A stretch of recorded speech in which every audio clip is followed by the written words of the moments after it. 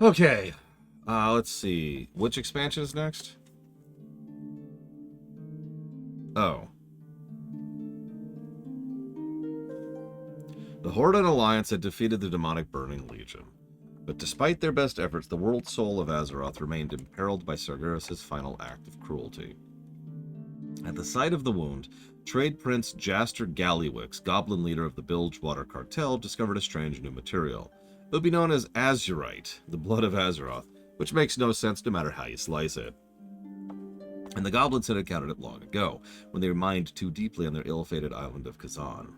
The Trade Prince brought this information to War Chief Sylvanas. Impressed by Techno's world, she directed the Horde to gather as much as possible, eager to put the substance to military use. Matthias Shaw, head of Stormwind's spy network, SI-7, brought his king word of extensive goblin mining activity at the base of the sword. Though azerite was unfamiliar to the Alliance, King Anduin could sense the power embedded in even a small sliver. Shaw assured him he was keeping a watchful eyes on the goblin and the Horde, and Anduin set the gnome leader High Tinker Gelbin Mechtork to research how azerite might be used for the benefit of all people. Magni Bronzebeard, the Speaker of Azeroth, had also come to the site of the wound. Azeroth had been sending Magni visions of his late wife, Aemar, and their estranged daughter, Moira. In piercing these visions together, Magni understood. Azeroth was dying, and if she was not lost altogether, as she were not to be lost altogether, she needed help and healing. Magni traveled to every faction leader to inform them of their world's needs. His journey included Thunder Bluff and Ironforge, where his daughter Moira directed him to healers who might help, an order known as the Conclave, which united all priesthoods of Azeroth. Oh yeah, from Legion. Remember them? Oh, that's right, they weren't in this book. Moira introduced... Moira, did you... What? Okay. Just... The weird sentence structure continues. So, okay. This is one sentence, okay? His journeys included Thunder Bluff and Ironforge, where his daughter Moira directed him to healers who might help, an order known as the Conclave, which united all priesthoods of Azeroth. That's one sentence. Moira introduced Agni and Anduin and Magni to the head of the Conclave, Archbishop Alonzus Fowl, a Forsaken who had long ago founded the Order of the Silver Hand and mentored many notable heroes, including Uther the Lightbringer. The king was surprised to learn that Kalia Menethil, older sister to the infamous Arthas, was counted amongst their number. Kalia should have become queen after her brother's death, but Arthas had slaughtered the inhabitants of Lordaeron and raised them as undead. Kalia had escaped this fate, and when Fowl found her, she had trained under him to become a priestess. This was all back in Legion, by the way. Members of both the Horde and Alliance races were represented among the Conclave, and in their order, Anduin found an example of how the Horde and Alliance could work together. In the Conclave, Anduin saw potential to heal Azeroth in more ways than one. A chance for a true and lasting peace. The young king returned to the city of Stormwind with a proposal to reunite the Forsaken undead of the Horde with their surviving human relatives. However, only Velen, the Draenei leader, and Turellian supported the idea. Wow, you just... Okay, that's awful. Undaunted, Anduin continued with his plan. The young king could not have known how deeply his actions would offend the Horde warchief. Lordaeron remained the seat of power for the Forsaken, Sylvanas' own faction. Kalia was rightful heir to that throne and sister of the man who had inflicted the darkest torture upon Sylvanas and her followers. Further, as her duties as the head of the Horde had taken her away from Lordaeron, a new form of leadership, the Desolate Council, had formed in her absence and was prodding at her hold over the Forsaken. Beyond even this, Sylvanas had a complicated opinion of Stormwind. Anduin's father's soldiers had executed Sylvanas' messengers of peace in her early days as leader of the Forsaken. Sylvanas herself had witnessed her own loved ones, even now her allies within the Horde, turn from her in disgust upon seeing what she'd become. All this came to a head as living and undead alike gathered in the Arathi Highlands, and their grand meeting, known as The Gathering, began. The reaction from the living was mixed, but some humans and Forsaken happily reunited. Kalia was deeply moved by the joyful reunions. A Menethil had caused harm to the citizens of Lordaeron. Perhaps a Menethil could heal them, but even here old wounds were not so easily forgotten. As reunited families began to defect from Stormwind to the Alliance, Sylvanas blew the horn of retreat. Unwilling to see those families torn apart by their allegiances, Kalia urged the Forsaken to head for the Alliance Keep, doing all she could to protect them. Sylvanas was furious, even though some of her people were indeed defecting. Many were running back to her ranks. Obviously that makes her furious. No, this sentence makes no sense. Continuing. In a rage, she ordered her Dark Rangers to fire upon all Forsaken on the field, defectors and loyalists alike, which continues to make no sense. Sylvanas herself unleashed a dark arrow at Kalia, piercing the priestess's heart seconds before Anduin could reach her. Vastly outnumbered by Sylvanas and her Dark Rangers, Anduin challenged Sylvanas. Okay. Further action would call for war. Sylvanas bade her Rangers to stand down, and she permitted Anduin to take Kalia's body from the field. What had begun with such optimism on Anduin's part had ended in bitter and bloody defeat for peace. An unexpected blessing, though, was to come. The Naru who dwelt in the Netherlight Temple asked Archbishop Fowl for aid.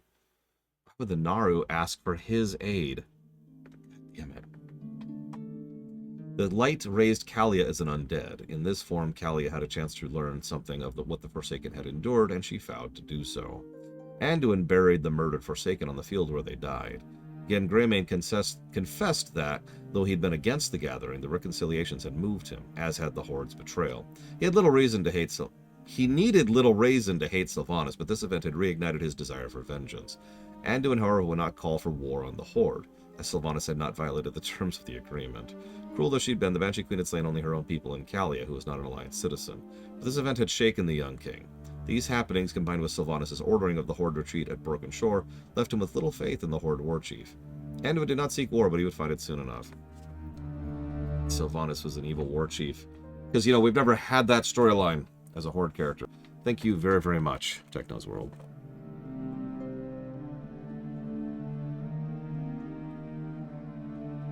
Always appreciate. I will put all of that towards the dealer's choice, if you give me one moment.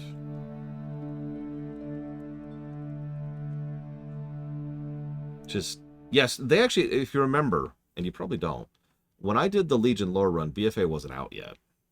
And we talked at length about Sylvanas and what they could have done, and how they could have moved forward with her as a character. It was a major talking point, because she was such a major character in several story arcs going throughout Legion. Yeah.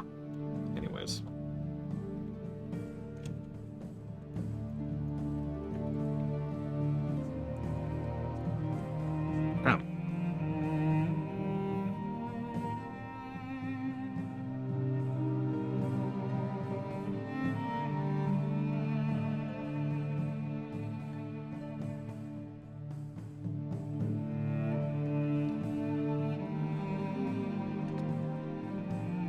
Illyria had spent a millennium away from Azeroth, but she returned to Stormwind eager to reconnect and know what had become of her sister, Sylvanas. She had heard that Sylvanas was forsaken, but Illyria too had been touched by the Void. Fundamentally changed, she sent an invitation to both sisters to join her in Eversong Woods, where they had once spent many happy days. They would hunt together, cleansing Windrunner Spire of the scourge that still prowled it. The reunion held anger and resentment, but also grief and finality. Illyria left with a greater understanding of Sylvanas' torment. Marisa apologized to Sylvanas for abandoning their assassination plan amidst Garrosh's trial. Though she betrayed little, Sylvanas had intended to kill her sisters at the Spire. In the end, she could not bring herself to do so. She returned to her Rangers, perplexing them with her decision. It would not be the last time they would see one another, but by their next encounter, one of them would be greatly changed. Dun, dun, dun! When the great blow to Azeroth had been struck, Magni had sought a hero to aid her on her behalf. What?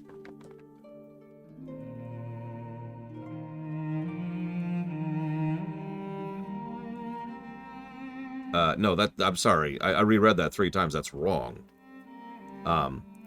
When the great blow to Azeroth had been struck, Magni sought a hero to aid her on his behalf. Right?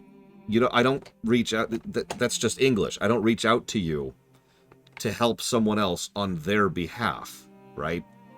I am reaching out to you to help them on my behalf because I'm the one reaching out to you to help them, right? That's grammar. With the help of the Titan Translocator, allies of Azeroth could access an ancient Titan chamber below the sands of Silithus, the Chamber of the Horde. Azeroth spoke to the champions through Magni, requesting their aid and manifesting an amulet. A really, really dumb amulet. They thought it would be like the artifact. They were wrong. Once infused with power, it became known as the Heart of Azeroth, utilizing azurite, her very essence, to help the world's soul heal. Magni told the champion to keep the amulet close as they encountered sources of magic in their journey, all of which are on one island chain for some reason. Excuse me, 2 island chains. As the champion empowered her heart, the speaker would continue seeking out ways to heal the world. Meanwhile, the thing that made me quit WoW for a while. In life, Sylvanas Windrunner had been a nigh-perfect archer, fiercely defending her people as their ranger general. And death, though skilled, still skilled and still protective of the Forsaken, her decisions were much more cold-hearted. No one expected her to champion friendly cooperation with the Alliance, but her aggressive actions following the defeat of the Legion puzzled even those within the Horde.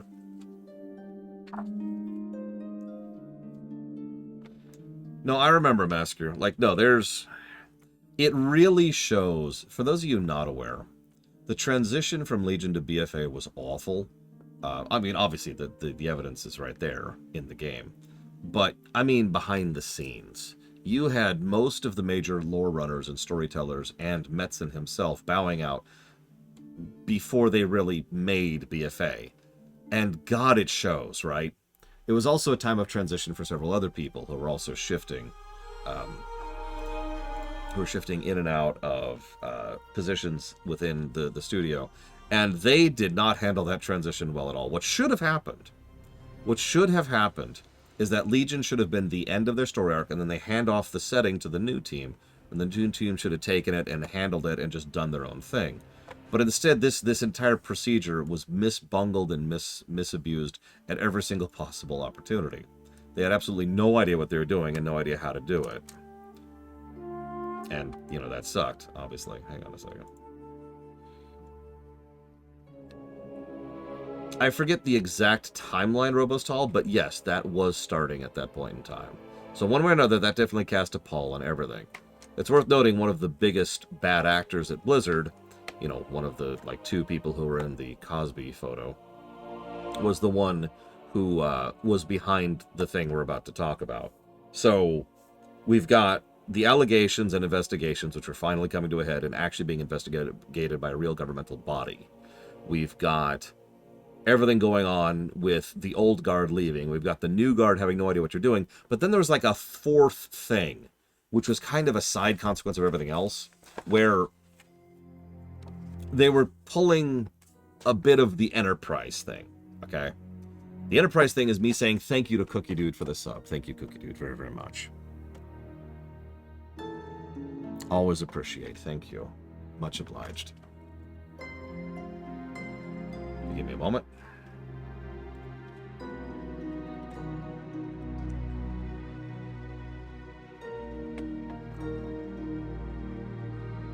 I will write that down if I can ever get there. 2 Xenogears. Enterprise is a show. It's a Star Trek show. It was the last of the modern Trek shows.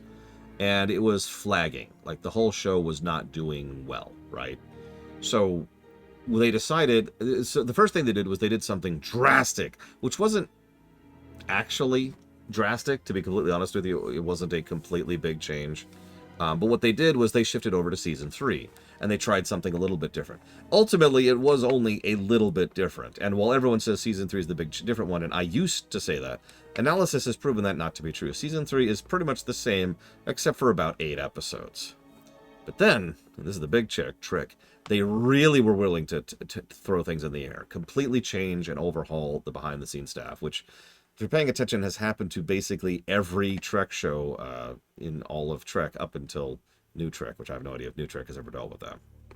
So everyone was thrown out, and a whole new team came in. New mainliner, new directors, new cinematography, new cast, new production staff, right? New creative staff. So the important part here, though, is the old staff put together an outro to the Season 3 finale, to the last episode of Season 3, which sucked. And that outro ended on a very specific point of, I'm just going to give this away, an alien in a Nazi outfit. And that was it. Now you're probably thinking, oh my god, that's a great hook. And that's exactly what the team thought at the time. They were, my lore runny has still not gone back to Enterprise over this. I will have to convince them to go back to Enterprise someday in order to get back to this because of how bad it was. It was awful. But the thing is, the relevant point to WoW is that the old team left plot points for the new team to carry forward. Now, we can only speculate about intent. In Enterprise's case, Brandon Braga has said multiple times that he intended it as a gift. he wanted to give them a launching point for starting the new series. He thought it was a good thing. He has since acknowledged that it wasn't, but that was the intent according to him, and I have no information contradicting that. We have no idea what the intent was from the WoW devs, but it's the same problem. Several of the people who were in charge at the end of Legion said, "Here you go," and left behind several deliberate threads for them to carry forward into BFA. And they bungled that hard. And just like the transition over in Enterprise, this caused a huge gap in people playing WoW. That's not even anecdotal. I could get anecdotal with that, because I know several people who quit in BFA, some of whom haven't come back. I myself didn't actually get back into WoW until Dragonflight, which finally was actually, you know, a bit of a return to form. So, you know, getting back up to decent level of an expansion. So, yeah, no, that was a colossal mess. And it really was a huge shift in everything. And, well, here we are. We'll see what War Within does, but it's pushing that out a little bit. It's next week, by the way. And yeah, so this whole thing was massively bungled for every reason. They had the baggage that was given to them they didn't know how to do with. It was a new team. There was some bad actors who were screwing up everything behind the scenes because allegations and, you know, accusations and horrible people. And all of this is just... BFA stumbled so hard at the starting line. I'll talk in much more depth about it when we get to the review, because, yeah. I honestly don't think BFA will score particularly well. Thank you, Little Billy. I will put that towards Trails in the Skyblock, Pokemon Soul Silver, and Factorio. And no judgment to anybody who can't come back to it. I understand. After all, some people can't go back and enjoy Mass Effect 2 anymore.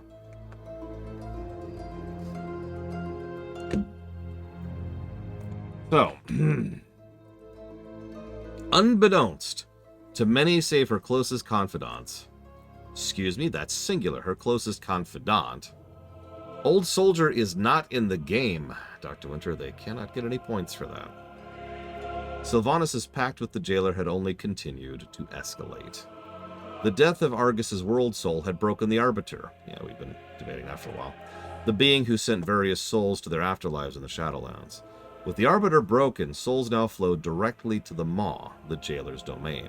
With enough souls, the jailer could break free and, with his agents, enact his plans. Without knowing it, the champions of Azeroth had played right into his schemes, because his dick is so big, you don't even know.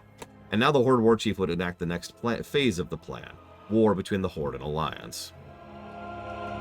Sylvanas had initially considered attacking the capital of Stormwind, but she knew she had to tread carefully to maintain her position. For this, she required the support of High Overlord Varrock Sourfang, who would need to be convinced for the need of aggression. Drawing on the Orc's own experience of repeated war with the Alliance, Sylvanas convinced the Orc that lasting peace was unobtainable. War would come again, and Horde supremacy was the only way to safeguard Azeroth and its people against it. Which, I should mention that Varrock would never fall for. Can I just say that? I'm not dinging the book for that, I'm dinging the game for that. The beginning of BFA is going to be so blanketed in negatives. It's just, like, there's some good stuff in BFA. Mostly local, regional stuff, like the zone quests and stuff like that. Could you get rid of that, please, Braven? But, like, BFA is going to be so shotgunned with negatives for some of the nonsense that they put into it. I'll never forget, there's a scene where Sylvanas is straight up a Bond villain. Not even, like, an evil character, just straight up a Bond villain. And everyone else just stands there watching around like, yep, uh-huh.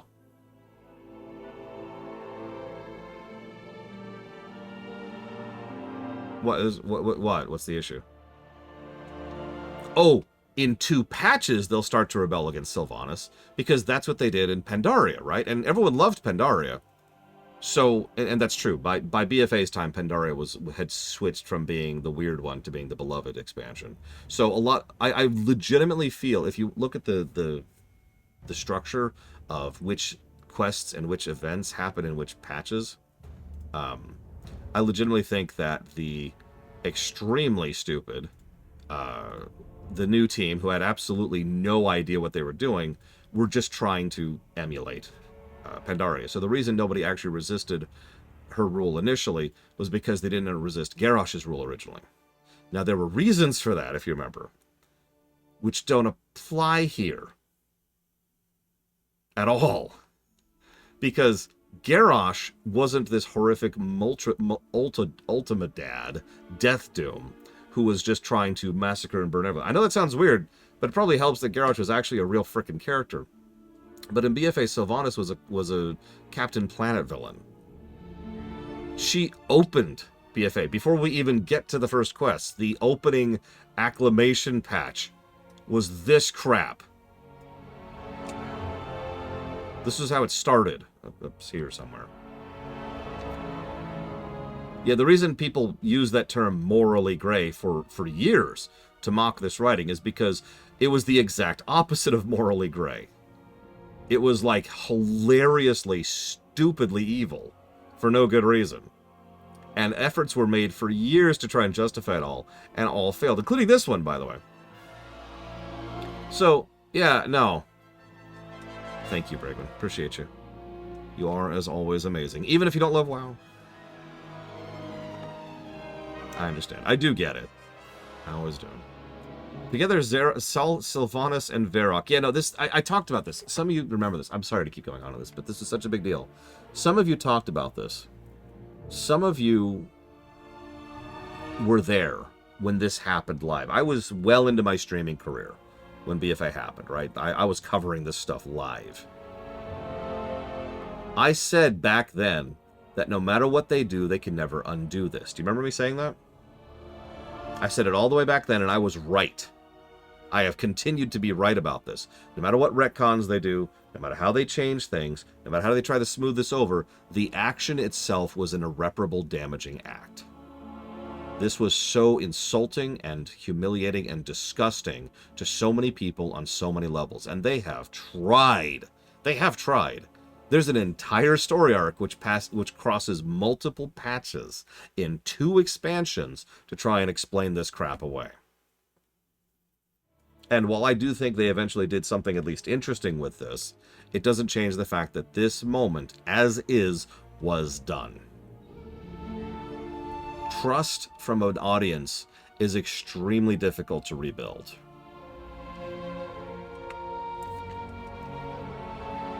Together, Sylvanas and Varrock crafted a plan. Hang on, let's get the tree off the screen here. Crafted a plan to sow discord amongst the Alliance. They would capture the Night Elven capital of Darnassus and conquer the entirety of Kalimdor. Yeah, exactly, Zlartek. We just kicked out Garrosh. Just...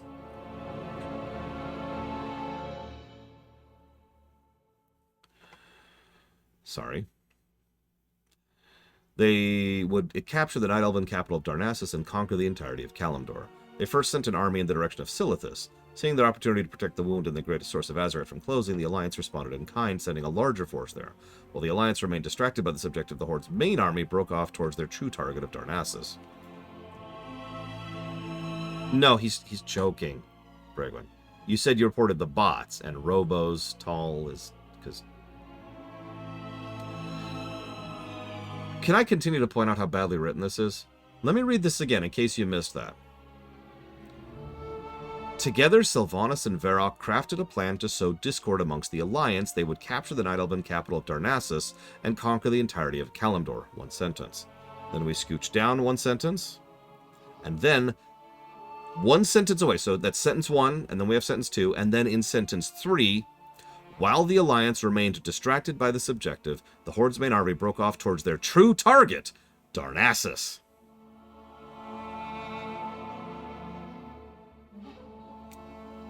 When the truth of their plot was discovered, the Alliance scrambled to catch up, but it was too late. At Ashenvale, Sylvanas and Varrock personally defeated the Night Elf Archdruid, Malfurion and Stormrage. In battle, though the Orc's blow was dishonorable, Sylvanas departed, ordering Varrock to bring her the Archdruid's head, but the lieutenant could not bring himself to finish the kill. Shortly after Sylvanas' departure, Tyrande Whisperwind appeared. Acknowledging that Varrock had spared, though grievously wounded, her husband, she only engaged him long enough to retrieve her husband and Hearthstone away to safety. As the Horde continued to overrun their forces, the Night Elven forces retreated to the perceived safety of the World Tree, Teldrassil, and their capital, Darnassus. I'm not making that up. It actually does. It actually says it again. Here, Sylvanas changed course, ordering the Horde to burn Teldrassil and all who resided in its bows. The jailer required souls for his purpose, and Sylvanas would deliver countless of them. Varrock loudly cautioned her against this. Rather than fracture the Horde's enemies, this would unite the alliance against them. The war chief would broker no counsel. Untold Kaldori and Gilnean refugees died in the conflagration. At the head of the evacuation efforts, Queen Mia Greymane was among the last to flee the city, pulled from the fire by her husband again. The queen carried one last night elf from the city, a little girl. Tyrande took the child in her arms, and her grief gentle in this moment, naming this infant child Fennel, meaning the last. The survivors of the horrifying assault on Darnassus gathered in the Azure-Mist Isles and the city of Stormwind.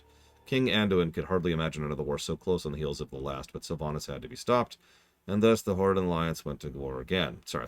What it actually says here is, thus began the Fourth War.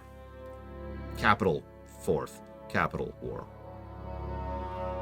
Now, this doesn't really have to do with the book, but I have to complain about this. I have to. Do you know what the First War is? The First War, for those of you not aware, is the demonic legion, the demonic horde's invasion of the Southern Kingdoms, the events of Warcraft 1. Warcraft 2, Second War. That's the invasion of the demonic legion up north, along Lordaeron, and eventual push back and into the efforts of the expansion. Third War, Warcraft 3, the great conflict against the Legion and the settling of the major powers in the immediate wake of the Legion invasion. That makes perfect sense. I've never questioned that, and it's a great way to, in lore, mark each of these major events, because logically speaking, a video game and a franchise is probably going to be a major event in the setting, right? Like that makes a degree of sense. So, First War, Second War, Third War. Cool. Now, have the Horde and Alliance been at war prior to BFA? The answer here is yes. The answer here is at the beginning, about in the middle. About the middle, maybe a little bit late, maybe like 3/4 of the way through Wrath. Towards the end of Wrath, the battle for the Undercity happens. The Alliance outright invades a Horde capital city, forcing several Forsaken to flee as refugees, and King Varian declares war on the Horde. That's the beginning of the next war. That war right there is a very hot war. The Alliance and the Horde are constantly fighting each other. That's present in the entirety of the Icecrown Zone as a major backdrop, especially between the two airships, and it even shows up in the frickin' raid of the Icecrown Citadel. Then there's a year that passes. Now, a lot of stuff happens during that year, but it's worth noting that there were attempts at brokering a peace during the year gap in between the end of Wrath and the beginning of Cataclysm. Those efforts were stymied and sabotaged by the Twilight's Hammer, okay? So, that's an attempt at peace which failed. So then the Horde just starts invading, and because there's still a war. Like, the peace effort failed. We're still at war. And that's the war that started in Wrath, went for over a year in between, then into and through all of Cataclysm, and then didn't finally end until Pandaria. It's at least 2.5 expansions plus a year gap of a major worldwide war between two superpowers. Why is that war not called the Fourth War? Like, that was a major setting-defining war and character-defining war about the soul of the Horde and the identity of the Alliance, and settling the score for pretty much the entire thing. Virtually no zone in the old world is untouched. There are a few, but virtually no zone is untouched by the colossal war that goes across the entirety of Cataclysm. Now, I came up with a name for that war because there is no official name for that war. I call it the Hellscream War.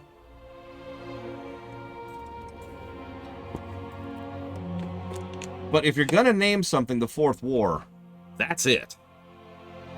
That's the Fourth War. Now, I know what you're thinking. Lore, this all makes too much sense. And you're right. I know. I am sorry. I've spent entirely too much time studying this stupid setting.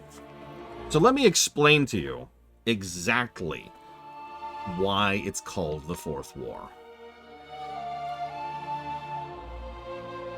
I want you to imagine that you are a nurse and you're trying to help someone and you have absolutely no idea how to help them. And they say, "Are you going to be able to help me?" And you say, "Absolutely, yes. I know exactly what I'm doing and I will be able to help you. No worries. You'll be back on your feet by the end of the week." And you lie to them.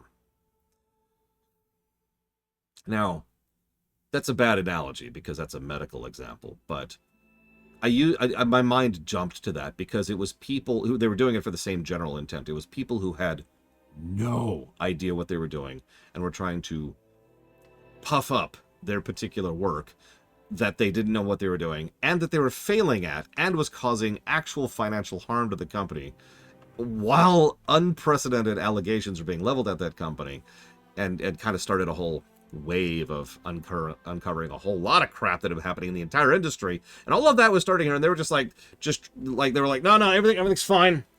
Everything's fine. We have a plan. It's the Fourth War. It's the Fourth War. Yes, this is the big one. Trust us. You get the point? That's why. And Ganas is exactly correct. It's exactly why they said that the Shadowlands final patch is the culmination of the entire franchise, which is not only some of the stupidest marketing speak I've ever heard, it is a flat-out lie.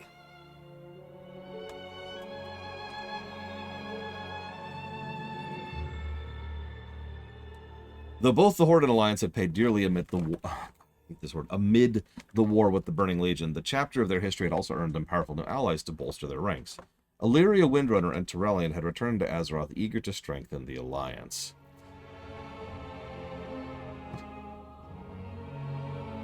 Anduin soon dispatched them on a mission to forge new allies from the ashes of the past war. The Lightforged Draenei from the Army of Light were eager to enlist with the alliance alongside their fellow Draenei, and Tyrellian found ready allies in their kind. The road was much more winding for Illyria, who traveled first to the city of Silvermoon on a failed entreaty to sway the allegiance of Lorthamar Theron. After accidentally unleashing a void entity and revealing her dark powers to her former allies, Illyria was banished from Quel'Thalas. In leaving the city, however, she overheard that she was not the first elf to be exiled for experimenting with the void. Illyria followed trails of void energy to the rift in the fabric of the universe which took her to the exiles of which Lorthamar had spoken. After clashing with the same corrupt ethereal that had attacked her at Silvermoon, many elves present were similarly touched by the void. Illyria found herself surrounded by many like her, void elves, the Rendurai. The Void Elves required tutelage, and in Illyria and their mentor, the Locust Walker, they found themselves willing teachers. Thus, Illyria returned to Stormwind with new allies in the Void Elves. The Horde's new allies were far more established on Azeroth. The Nightborn Elves had been isolated in Suramor for 10,000 years. But with the fall of the Legion and their fell-allied leader, Elisand, they sought allies in the Horde to help reclaim their place in the world. No, what they did is they reached out to the Night Elves first, automatically assuming the Night Elves would give them a bow and actually treat them as equals. The Night Elves spat on them at every possible opportunity. I am barely exaggerating. Seriously, I've already done a full analysis of this scene. It's awful. The Night Elves pretty much spat on them, and the Blood Elves were like, no, we got you, bro. And so they went to the Horde instead. Good going, Tyrande. Great diplomat. Similarly isolated were the Tauren tribes of the High Mountain, the most boring allied race, newly united after the war with the Drogbar. They chose to venture beyond their sacred mountain, to stand beside their king from Kalador, and to lend their strength to the mighty Horde. Each of these new allies had proved valuable in the bloody battles of the Fourth War.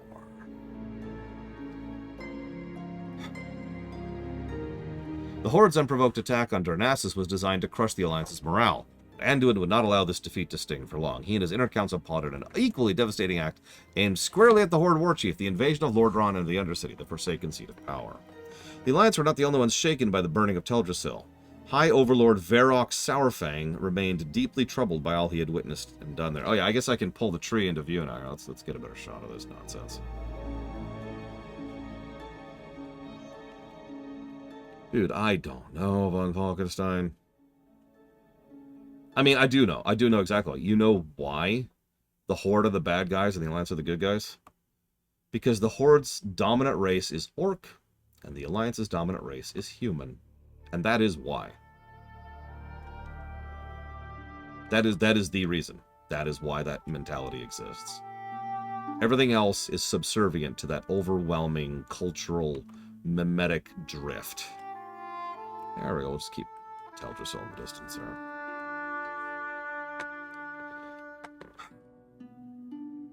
The Alliance were not the... No.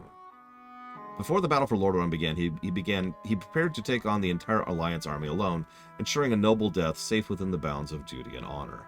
The old soldier had been swayed from this course of action by a troll named Zakan, who is admittedly awesome, who reminded him that the Horde was the only family many of its soldiers had left. Its war chief may have committed an act that was irredeemable, but the Horde itself was not beyond redemption. Yeah? I mean... Yeah.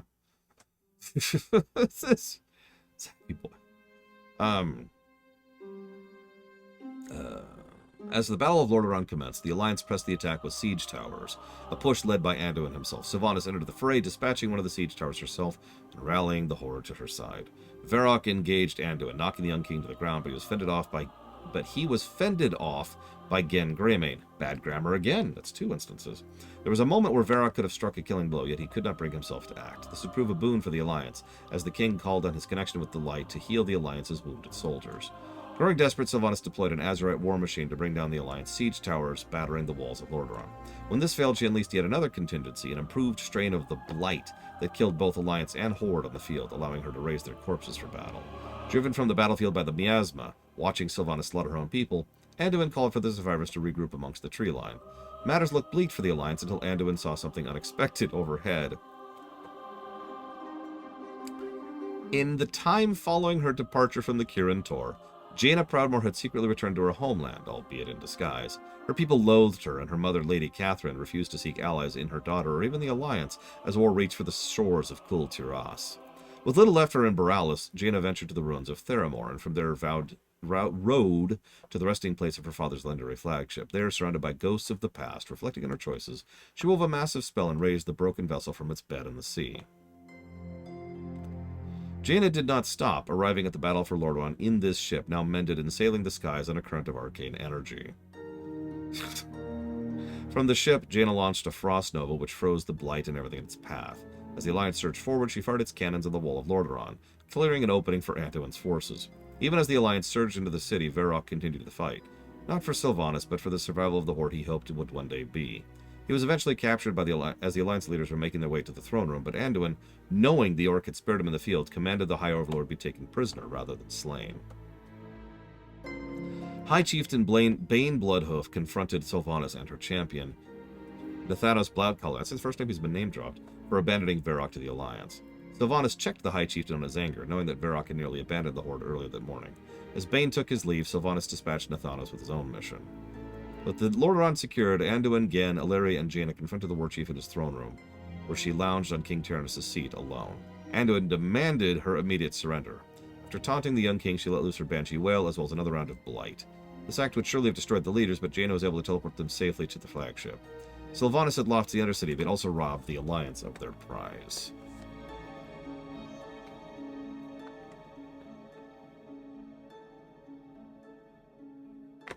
Cool.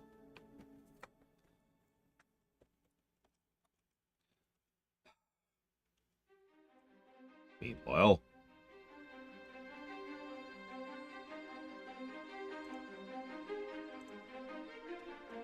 I apparently have that quest, so.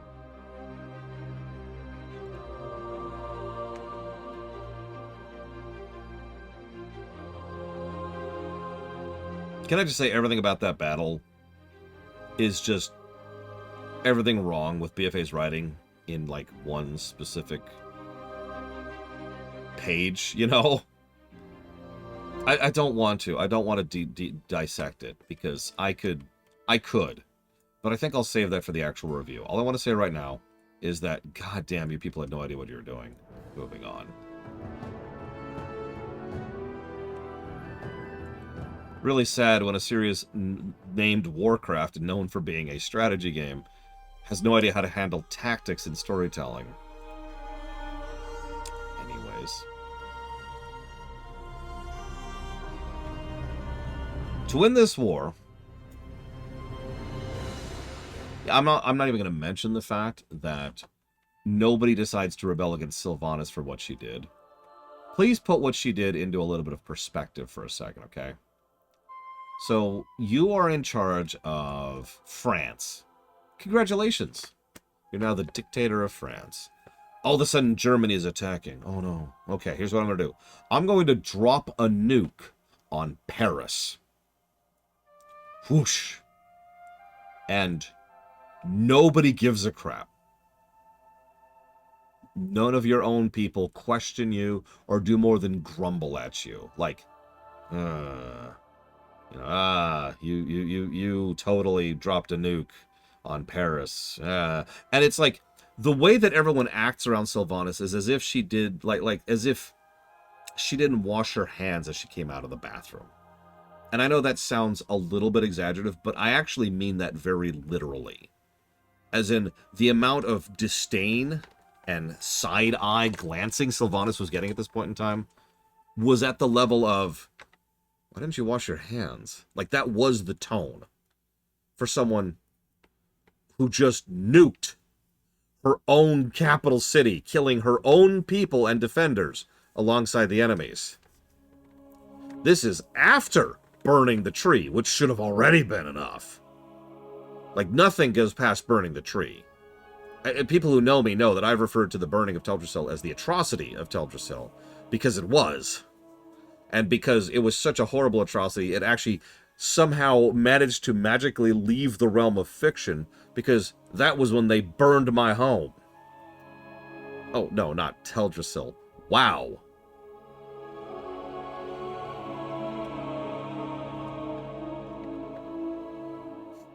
Yeah, frankly, Garrosh never did anything as bad as Teldrassil.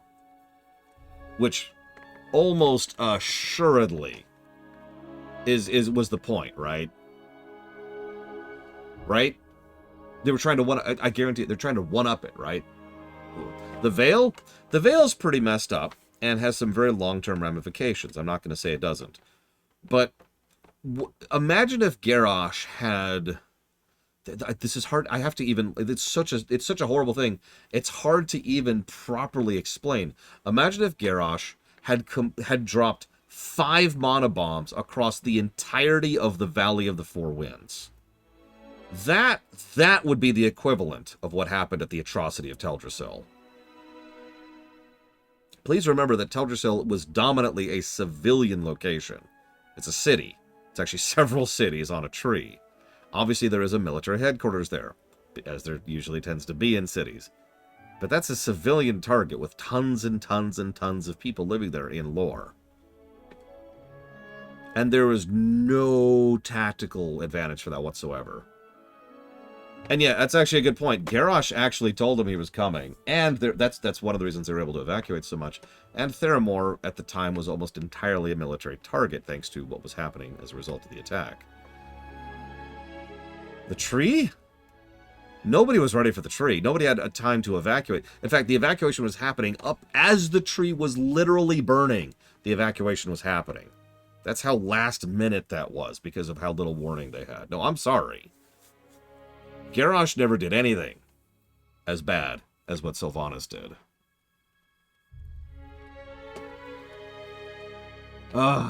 It depends on what everyone else does in reaction to that Master Command, because that's the problem. The biggest problem, and I mean this with total sincerity, the biggest problem with the atrocity of Teldrassil is that everything in the game made half the player base complicit. We were there as part of that launch event, and the Horde was totally cool with it. And that's the problem. If it's actually funny, if you really, really, really wanted to burn the tree, which I continue to not agree with, but if it was like an absolute mandate from on high and you had to burn the tree, what you do is you have her burn the tree, and then everyone turns on her. Everyone. Now, I know what you're saying. That's just Garrosh again. And you're right, but that's already what it is. You have handed me this bad hand. I am trying to make the best I can of it. There is no way in hell that the Horde would have supported Sylvanas for 1 minute after that. Varrock should have tried to kill her on the spot. And yeah, maybe she has some hardcore loyalists because she does certainly have a cult of personality thing going on. I could buy that. But she should have been the villain. She should have been the thing we were trying to overcome.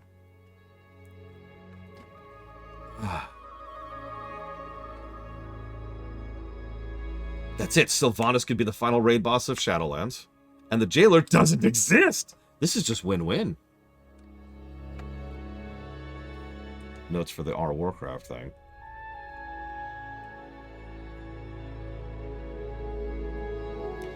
Point being. What's up, Cygnus? Point being. They're done. To win this war, the Alliance would need a powerful fleet. I need to stop talking about how bad BFA is. I want to finish this book today. They needed a powerful fleet that could open battles on many fronts. Jaina offered to return to her birthplace of Kul Tiras, a nation that boasted the most powerful navy in Azeroth, even though that doesn't make any sense the more you think about it, and persuade her people to rejoin the Alliance. The task would be difficult, as Jaina herself had been the reason Kul Tiras had left the Alliance. Still, the former Archmage was determined to try, as she departed for Kul Tiras with only her father's ship and a skeleton crew. As a child, Jaina had been the darling of Kul Tiran nobility. Oh, yeah, by the way, the Kul Tirans are hilariously, like, I'm trying to think of a word that isn't traditionalist that I can use as an insult. Right? Like, they are just so stuck in the past, so aristocratic. Have you done the quests around here? Because I have. These people are awful. Yeah, they're very stuck up their own behind. And they're just, they're very class, extremely classist. And all of the crap that we usually associate with, you know, the kind of crap that we as a society have moved away from centuries ago is all over the place in the Kul Tirans. I'm not even getting into the fact that they have a regular practice of something that either is or is one step away from void god worship. Let's just ignore that for a moment. Moving on. I just had a comment on the real quick. Screw the Kul Tirans. As a child, Jaina had been the darling of Kul Tiran nobility, growing up in the capital city of Borealis. That's that right there. She possessed a natural affinity for magic, and though her father had been against it, her mother had pushed her to receive formal training in Dalaran. During this time, she became a powerful mage who would ultimately serve as an envoy for the magical nation. She had fought side by side with Thrall, who gave her a high opinion of his new horde and the Orcish people. Known by this point as the Lady of Theramore, she was surprised when her father, Lord Dalen Proudmoore, arrived on a mission to rescue her and exterminate all the orcs. Dalen held the entire race responsible for the death of his son, and his vengeance and grief rendered him unable to see reason.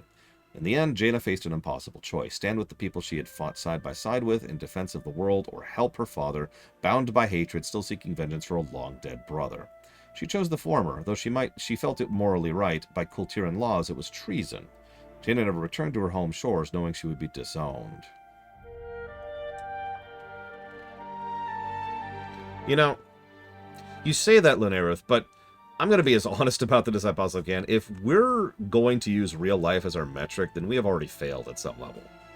Fiction is fiction. There's a really, really big gap in between fiction and real life, and there should be. Anyways, so, though Jaina's ship was allowed to dock, I like how the book doesn't even try to explain what she's been doing for the entire war against the Legion, by the way. Not even a mention. In the game, there is one line that says that she was off fighting demons, and that's it. There's nothing in the book. She's just here. Anyways. Though Jaina's ship was allowed to dock, armed guards escorted her and her envoy to Lady Catherine. Jaina's reunion with her mother could hardly have gone worse. Catherine had nothing but scorn and anger for her daughter, holding her responsible for not just Dalen, but all those whom the Horde had killed amid her father's failed quest for vengeance. Noticing that Jaina wore Dalen's pendant, Catherine tore it off. She instructed Lady Priscilla Ashvane, her dearest friend and head of the noble Ashvane family, to do with Jaina what she would, even if it meant carrying out the penalty for treason in Kul Tiras, which of course is death. Initially, the Alliance crew and ambassador who had sailed Jaina to Kul Tiras did not know her fate, having been imprisoned by Kul Tiran guards. There, she developed a rapport with another inmate, the former pirate Flynn Fairwind, one of the few positive parts of BFA. I liked Flynn. He was a typical Han Solo type, but he was well executed, so I was kind of with it. By contrast, Ashvane was a cartoon character. No, really. I'm so evil, and I'm connected to all these people, and I'm fat and gross and ugly and stupid, and I smarm and smug my way out of everything despite being an idiot, and it's just, oh my god. She's a type 3 villain, but a very, very bad example of a type 3 villain. My god. Initially, the Alliance crew and ambassador who had sailed Jaina to Kul Tiras did not know her fate, having been imprisoned by Kul Tiran guards. There, they developed a rapport with another inmate, Flynn Fairwind, and managed to escape thanks to the efforts of Flynn's friend, Talia Fordragon. Another good character. Talia did not know what become of Jaina. Any hope of salvaging the Alliance's cause lay in understanding the complex and deteriorating political landscape of the Kul Tirans. Okay, I got you. India! Okay, cool. Following the death of her husband, Catherine had taken over the Admiralty, dividing the major houses of the nation. This left the Admiralty in precarious state, rife with piracy and corruption, with precious few resources to combat it. The Kul Tiran fleet had been missing for months, and the local guards were stretched thin. If the Alliance sought allies in the forces of the Kul Tiras, the Alliance ambassador would have to restore order and find the missing fleet. So here's the 4 houses of Kul Tiras. House Proudmoore of the Tiragard Sound, you're actually kind of looking at it right here, led the Admiralty of Kul Tiras for decades, providing the bulk of the nation's strongest soldiers and sailors. Catherine Proudmoore had the title of Lord Admiral after her firstborn, Derek, was slain in the Second War, and her husband, Dalen, had died after being consumed for years by seeking vengeance for Derek's death. Her second-born, Jaina, was exiled for her part in her father's death. Catherine's youngest child, Tandred, was a captain in the Kul Tiran fleet, presumed lost at sea when the fleet disappeared. Yeah, 1 fleet, by the way. House Stormsong, they're over there, oversaw the construction and maintenance of the nation's fleet, as well as the training and well-being of its tide sages. In recent months, Lord Colm Stormsong had withdrawn to the family's seat, nursing a grudge against the elites of Borealis. The absence of Stormsong's tide sages greatly hindered efforts to summon home the Kul Tiran fleet. House Waycrest of Drustvar, they're... all right, yeah, they're over there. Those mountains. Way over there. Sourced both warriors and material resources such as ore for the Kul Tirans. House Waycrest had a proud legacy, being driven by the Drust, a Vrykul people who had originally settled Kul Tiras from the nation. Lord Arthur Waycrest, ruler of Drustvar, had fallen gravely ill a few years prior. Though his wife, Lady Meredith Waycrest, took over the affairs of House, she remained elusive to the Admiralty. Arthur and Meredith's young daughter, Lucille, was more present among her community and possessed much knowledge about her house's history. And finally, House Ashvane of Bridgeport led the Ashvane Trading Company, which managed the wealth of the archipelago. Lady Priscilla Ashvane had become the head of her house following the death of her husband, Lord James Ashvane. The bond between House Ashvane and House Proudmoore strengthened significantly following the invasion of Durotar, which saw both Priscilla and Catherine inherit their husbands' titles. And there's House Fortem. They decided to adopt the most powerful individual in the entire setting. Not at that point, though.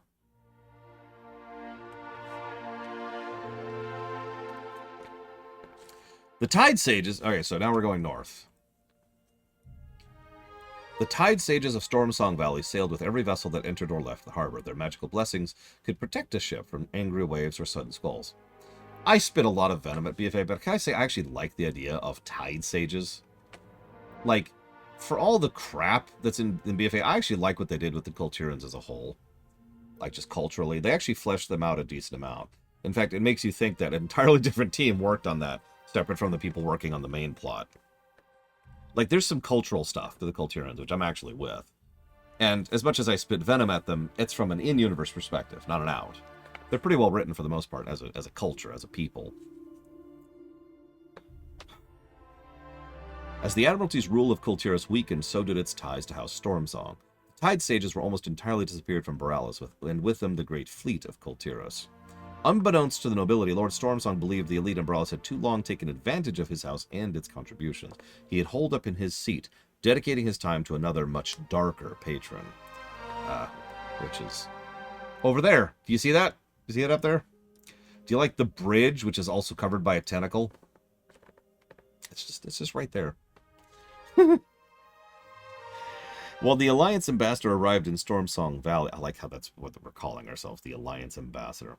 They found it greatly changed. Disdained by the priests, they found the shipbuilders to be in open conflict with the Tide Sages. Even more concerning, one Tide Sage confided in the Alliance ambassador that the whispers of the sea had changed over time from gentle to insistent and even violent. When Lord Stormsong was confronted with these tidings, he spoke of a great power below, now escaped into the sea. Things grew darker as the Alliance ambassador delved deeper, culminating in a grim discovery. The Tide Sages were ritually sacrificing villagers at the seat of House Stormsong. Rallying the great house's defectors, the Alliance ambassadors entered the Shrine of the Storm, itself echoing with whispers from the void.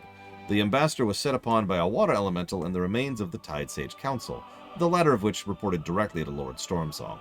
Laying the corrupted Tide Sages low, the ambassador encountered Lord Stormsong and at last learned what had taken hold of the valley. Old gods! I'm shocked. Lore shock. The old gods had whispered their madness to the vulnerable Tide Sages through the voice of the sea. The once kind Lord revealed the truth. He knew where to find the Kul Tiras fleet. Even now he had cloaked the vessels in darkness, preventing them from finding their way home. Slowly guiding them towards the Naga Queen. With the fleet under Azshara's control, Kul Tiras would be fast to fall. Before the Lord could sow further discord, the Alliance ambassador fought and defeated him. But even with Lord Stormsong's death, a darkness yet lingered in the shrine. Pushing farther into its depths, the festering heart of the matter was uncovered. A Naraki creature of the void, Volzith, the Whisperer. Only when the Alliance ambassador tore this rotten creature from the shrine was the seat of Stormsong cleansed of corruption. The Stormsong Valley freed from darkness, the region's leadership and surviving Tide Sages pledged their loyalty to Lady Catherine and the Alliance. It would take help of more than one family to restore order. Oh, now we're going to Drustvar. Okay, sure. Over here now. We might not even get there by the time I finish reading. When the Alliance ambassador was dispatched to Drustvar, the Admiral had not heard from House Warcraft for some time. Kul Tiras filled this time with repeating rumors and more of something dark troubling Drustvar. But when strange creatures... Who taught you how to write? This is one sentence. Kul Tiras filled this time repeating rumors and more of something dark troubling Drustvar, but when strange creatures made of wicker attacked the small town of Fletcher's Hollow, there could be no doubt that something terrible had taken hold of the region. One sentence.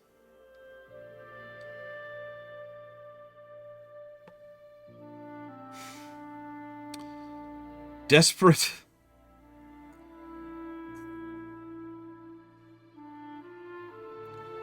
Desperate to restore order, the populace turned on Lucille, the daughter of Lord and Lady Wakrest. Accusations of witchcraft were hurled at her. The townsfolk went so far as to haul her to Hangman's Point. Fortunately for Lucille, the Alliance ambassador intervened. The ambassador had seen the work of those responsible firsthand in neighboring Fallhaven, which had also been recently cursed and restored thanks to the ambassador's efforts.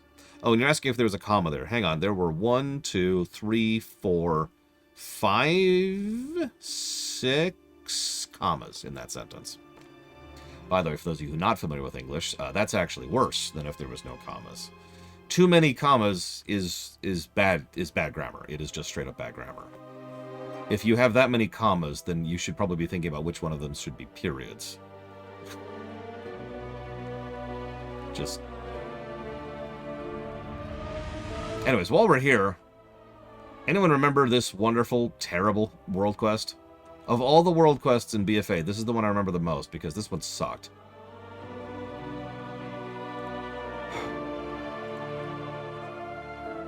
See, now I want to rewrite the sentence. Kul Tiras filled this time with rumors. And more. What and more? That's so pointless. Kul Tiras filled this time repeating rumors. Period. Something dark was troubling Drustvar. But when strange this is hang on, let me restructure this sentence a little bit more. The Kul Tiras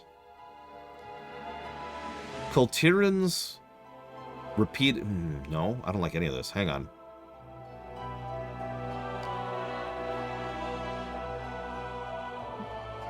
When the Alliance ambassador was dispatched to Drustvar, the Admiralty had not heard from House Wakrest in some time. There had been dark rumors of... No, there had been rumors... There had been troubling rumors coming from Drustvar. Comma, but when the strange creatures made of wicker attacked the town, there could be no doubt something terrible had taken hold of the region. Even that's better, but I could still do better than that. When strange creatures... Hang on, this is too much information. but when strange creatures attacked...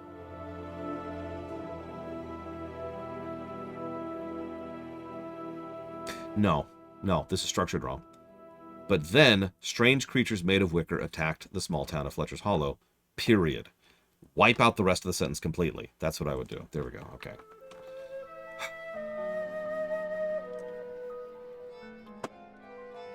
Look, it's not my fault that whoever wrote this has never spoken English in their life, okay? It's not my fault that they were a caveman, or a cave woman, or a cave in between that was found in a chunk of amber in a mine, and they used frog DNA to infuse English into them, and then they wrote this book. Okay, I didn't do that. Fortunately for Lucille, the Alliance ambassador intervened. The ambassador had seen the work of those responsible firsthand in neighboring Fallhaven, which had also been recently cursed and restored thanks to the ambassador's efforts. To clear Lucille's name and understand what had befallen her parents, the ambassador journeyed to Fletcher's Hollow. After rallying the town's woodsmen, fending off the wicker constructs, and evacuating the town, the ambassador received a letter from the mayor exonerating Lucille. The constable had no choice but to release her. Newly free, Lucille learned from her marshal of the Bane coven.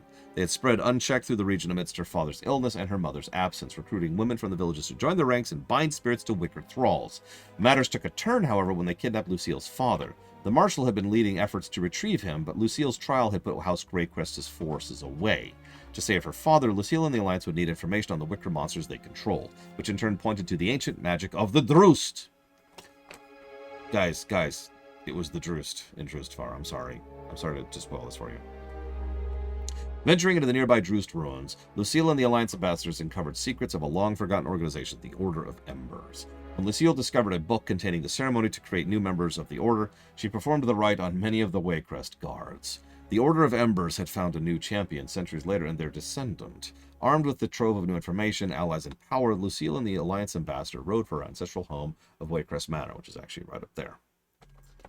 There, Lucille realized two dreadful truths. It was her mother leading the coven, and she had turned Lucille's father into an undead. When Lord Arthur Waycrest fell gravely ill, his wife, Lady Meredith, called out to any power that would listen to save him. Gorok Tool heard, and he promised Meredith that death would never part the couple. It would not be, of course, what she had expected.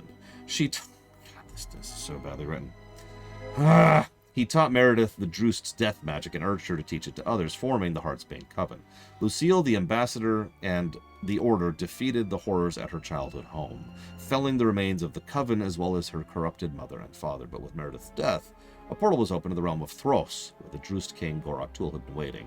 As Drust poured from the portal, the Alliance ambassador and Lucille rallied their allies as one final push, thwarting the Drust king's efforts. With his defeat, Gorok Tool was banished back to the realm of Thros from whence he came.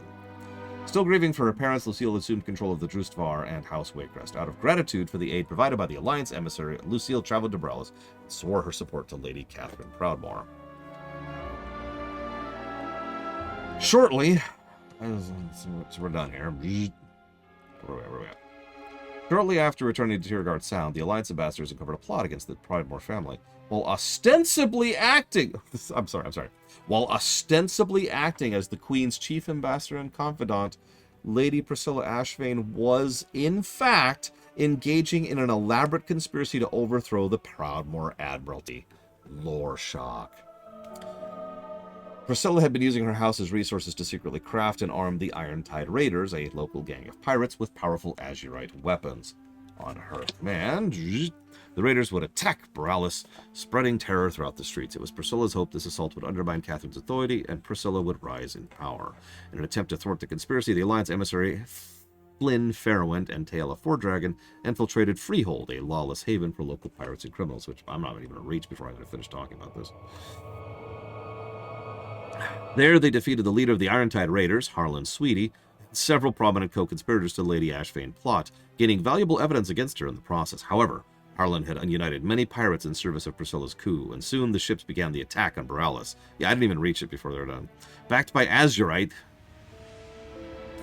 no comment, the pirates blew open Dalen's Gate, which had long protected Tyrande Sound's inner bay. Though the Alliance ambassadors and their forces repelled further invasion, it would only be a matter of time before Priscilla's pirates regrouped and attack again. Exactly as Priscilla planned, panic spread swiftly through the Kul Tiras. Frightened, angry Kul Tirans thronged Proudmoore Keep, clamoring for answers and accountability. Oh, who knows, Gnas. Catherine had been sharing her concerns with Priscilla for some time. Still posing as her friend, Priscilla urged her to step down and consider shouldering the responsibilities of Lord Admiral. When Catherine emerged to address the crowd with her decision, Taelia stepped forward to denounce Lady Ashvane as a traitor. Taelia produced the azerite that she, Flynn, and the ambassador had found, revealing the pirates had been armed by weapons from Priscilla's own foundry.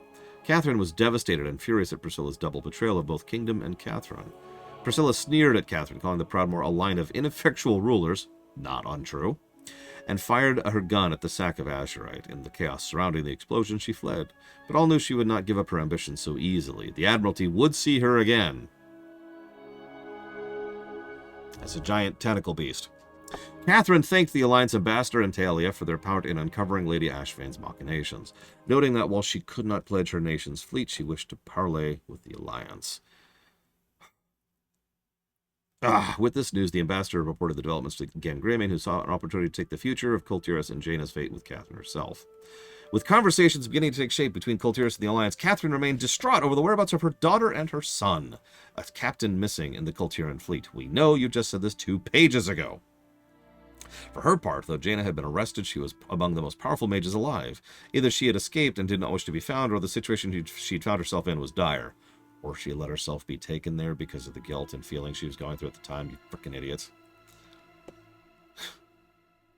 Catherine was still working through her feelings about Priscilla's recent betrayal, as well as Jaina's betrayal of Dalen so long ago. She was also having visions of Jaina burning, visions she could... Oh, sorry, visions! Visions of Jaina burning that she could not ignore. Gen urged her to devote resources to finding Jaina. She'd been given a second chance to understand and knowing her daughter, a chance Gen did not have with his son, a chance she should seize. Resolved, Catherine turned once more to the Alliance emissary who had already done so much for her nation, asking them to discover her daughter's whereabouts and bring her home if she had lived. We're up to 18 now, which probably doesn't sound like a lot, but that's way more than I was expecting. The emissary ventured to Priscilla's former parlor in the Ashvane docks, where they found that Priscilla had contracted brigands out of Freehold to move Jaina. With the help from Flynn Fairwind and Taelia Fordragon, the emissary arrived and infiltrated the hold of Harlan Sweet, the now deceased leader of the Iron Tide, and found the information they required.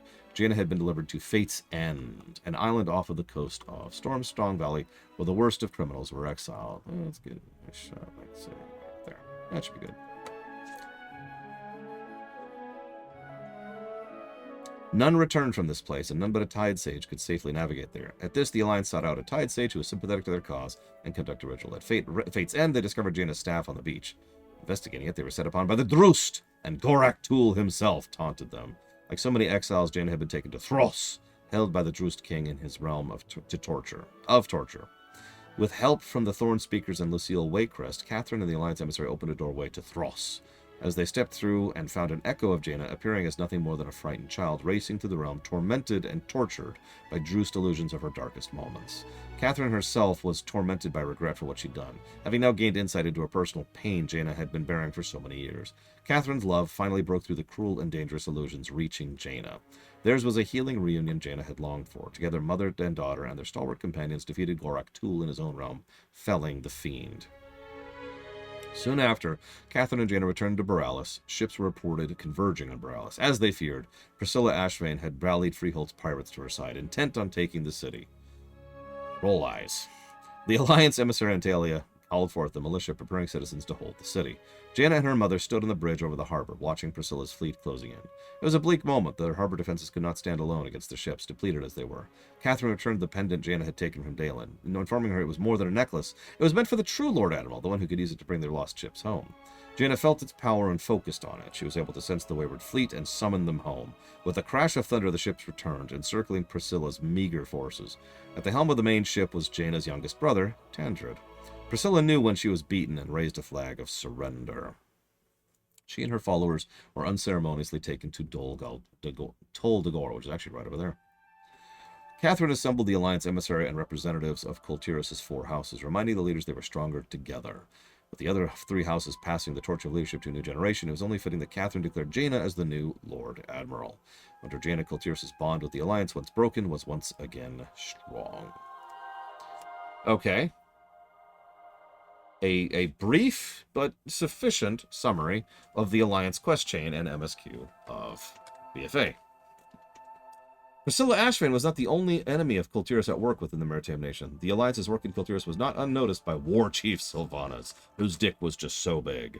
She was determined to gain the upper hand for the Horde. Alongside Nathanos Blightcaller and Lillian Voss, one of the best characters in WoW, the War Chief dispatched Horde champions to establish a foothold in Tiragard Sound. After killing Amalia Stone, the Kul Tiran captain, the Horde raised her as Forsaken. As a formerly loyal soldier of the Proudmoore, Stone reluctantly provided the Horde valuable intelligence about the Ashvane Trading Company and their cache of munitions, including azerite gunpowder. But the Horde would not settle for causing chaos in Bridgeport. If the Alliance was to gain naval might of Kul Tiras, the Horde must know how to counter it. In this, Stone would be of limited use. She knew little of the fleet, but she knew where the war heroes were buried. Stone suggested they seek out Marshal M. Valentine, captain of the Pride of Tiragard, who had died in the Second War. Time to ban Robostal. There we go. Banned. Done. Cool. Through a trip to the cemetery, though a trip to the cemetery proved of little use, it did reveal the location of Valentine's corpse at the bottom of the Great Sea. To locate the body at the shipwreck, however, they would require a tide sage. As with Stone, the Horde required yet another dying Kul Tiran, Thomas Zelling, who agreed to help them in exchange for caring for his family. The Horde held up their end of the bargain, and as Zelling breathed his last, the Horde raised the old tide sage as Forsaken. With aid from Zelling, the champions of the Horde were able to reach the depths of the Great Sea, where lay a graveyard of shipwrecks, from when the Kul Tiras' third fleet was set upon by red dragons during the Second War. I remember that mission. When the champions returned to the surface with the bodies they had found, the Horde was pleased to see not only Valentine, but Derek Proudmoore among them. Jaina's fallen brother would prove instrumental to the Horde's plans, and they would put the prize to use immediately. While knowledge of the Kul Tiran military was useful, Zelling knew of a relic that could command both storm and sea, the Abyssal Scepter. The scepter was a pride of the Tide Sages, kept under lock and key at the Stormsong Monastery. While the Horde used the body of Derek Proudmoore to distract the Kul Tiran military, Zelling and the Horde champions would seize the scepter. Nathanos strung up Derek's body, and Lady Catherine Proudmoore predictably sailed every available soldier to the Horde's location. When Zelling and the champions returned with the scepter, the Horde absconded with both the body and the relic. While this would not be the last time Sylvanas used Derek against his family, for now the Banshee Queen had other plans. Having heard intelligence reports from the events in Kul Tiran capital, Sylvanas saw potential in Lady Priscilla Ashvane, the noble who had previously portrayed the Proudmoore Admiralty. Priscilla was the greatest enemy of Kul Tiras before her imprisonment. Her release could spell chaos for the Alliance's new allies. Disguised as Kul Tiran officers, the champions of the Horde managed to infiltrate Tol G'dor, prison where Priscilla was being held. They then released not only Priscilla, but her loyalists as well. Covering their escape with azerite explosives, the champions successfully delivered the treacherous noble to the war chief.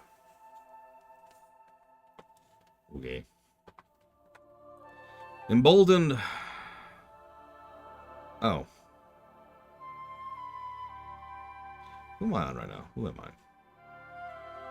Okay. Emboldened by their successful run on Tol G'dor, the Horde pressed their luck once more. Talanji, princess of the Zandalari Empire, and royal prophet Zul had been sailing to Orgrimmar to discuss an alliance with the Horde. The island's Zenshuli council was failing in its duty to protect the kingdom from the encroachment of the Blood Trolls, and her father, King Rostikon, was beset by enemies at court seeking to undermine him. Her ship was captured by the alliance, however. You know, like you do. And Talanji and Zul were being held at the Stormwind Stockade under suspicion of having Horde sympathies. Sure.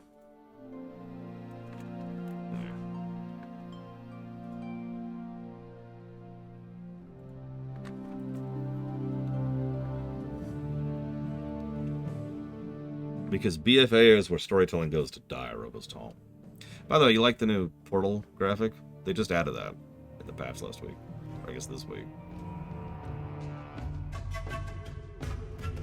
Following the siege of Lordaeron, Sylvanas sought to secure new allies, and specifically a new fleet for the Horde. Sensing an opportunity in the imprisoned princess, she assembled a covert team of operatives. Her champion, who is Nathanos Blightcaller, would sail the Darkspear Chief Rokon, Nightborn First Alchemist Thalysra, who shouldn't be there at all, and us, because, you know, we are, as ever, her dancing monkey. Why are we not flying? You know, Huthor has a different opinion of quality when it comes to writing than I do.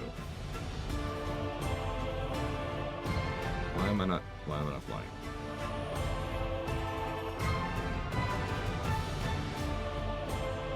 There we go.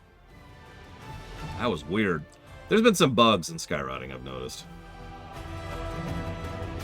Head over here. This is a good spot. While the Horde strike team managed to infiltrate the city undetected, they encountered intense security measures inside the stockade. I don't know if I'd call this intense.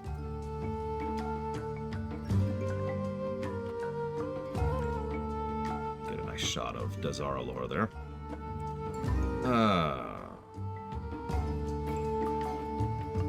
Inside they encountered a dispirited and still alive Varrock Sourfang. The former High Overlord refused to escape with the group, vowing he would never lend his strength to Sylvanas' twisted vision for the Horde. Which we're totally okay with for some reason, but let's just ignore that for a moment. Wishing no ill to his former comrades, however, he redirected them to the prisoners they sought.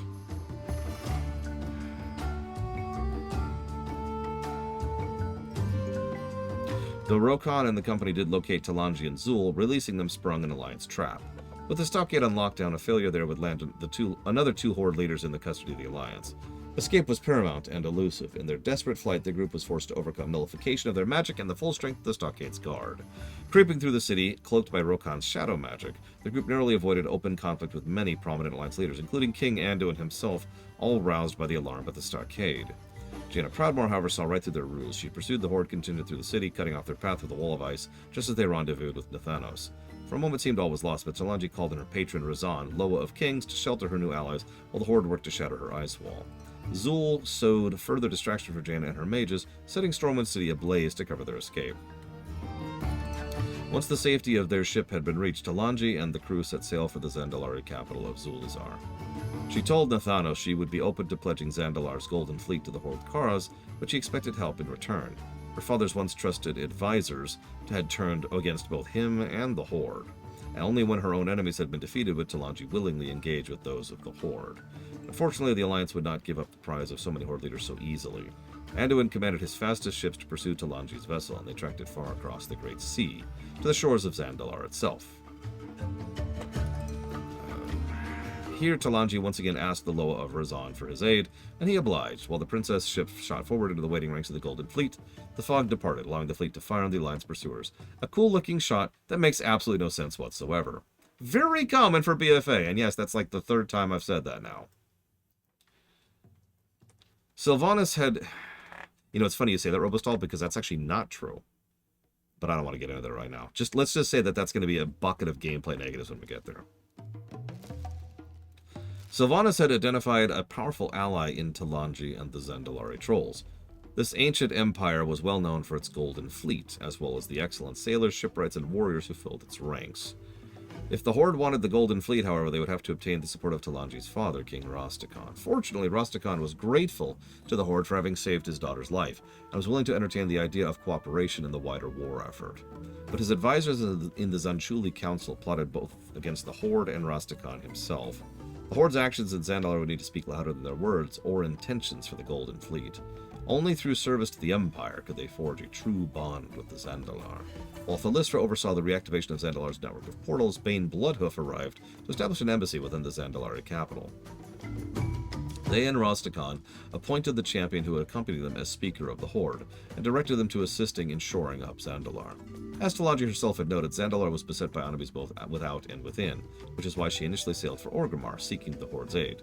Chief among her concerns were the blood trolls of Nazmir, who threatened... something. Who threatened what? Where is it? I lost. Who threatened Zuldazar's northern border. The plotting of Jock Rosette in the deserts of Vol'jin, and the Zanshuli Council itself, led by the prophet Zul. Zul had already dedicated, and lost, significant Zandalari forces amid his failed invasion of Pandaria. Though Zul had hidden the full extent of his expedition from Rastakhan, his ambitions were apparent. Hang on a second.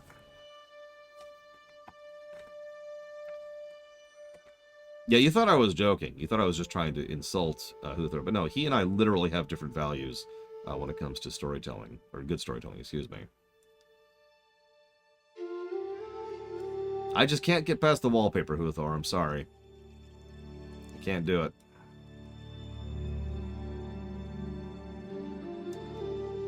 I'll go ahead and explain something very briefly while I'm getting in position for this next shot. The biggest problems with BFA I have are obviously narrative.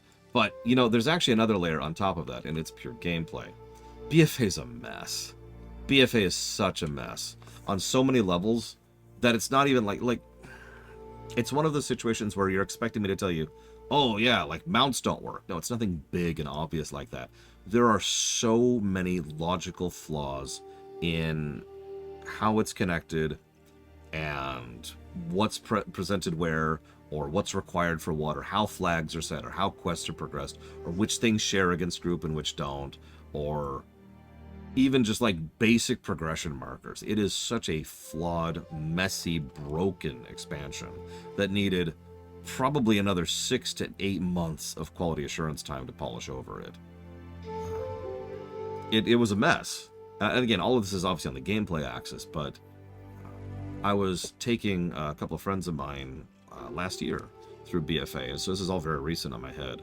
And we really ran into some issues at several points. And when I say issues, let me put it to you this way.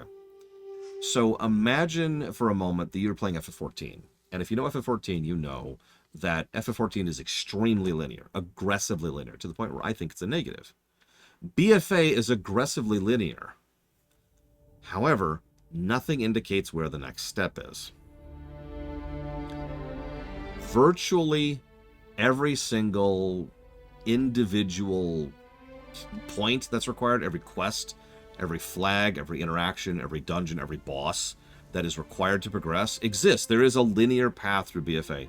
And outside of a couple of specific quests, nothing indicates where that path is.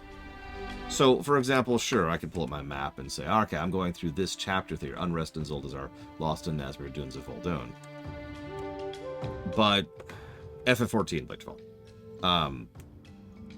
But it was just awful to the point where we never really figured out exactly what was required to progress. No joke. See, and you're probably thinking, why is this an issue? Let me explain. BFA was structured as though you do all the content.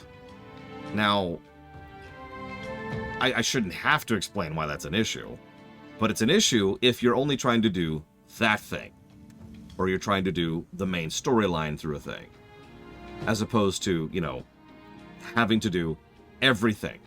Because we would do a specific quest chain, and then we go to the next quest giver, no quest. Okay. Cue some perusal through Wowhead, cue some perusal through Reddit, trying to find out what the trigger is for the next quest in order to actually make it show up.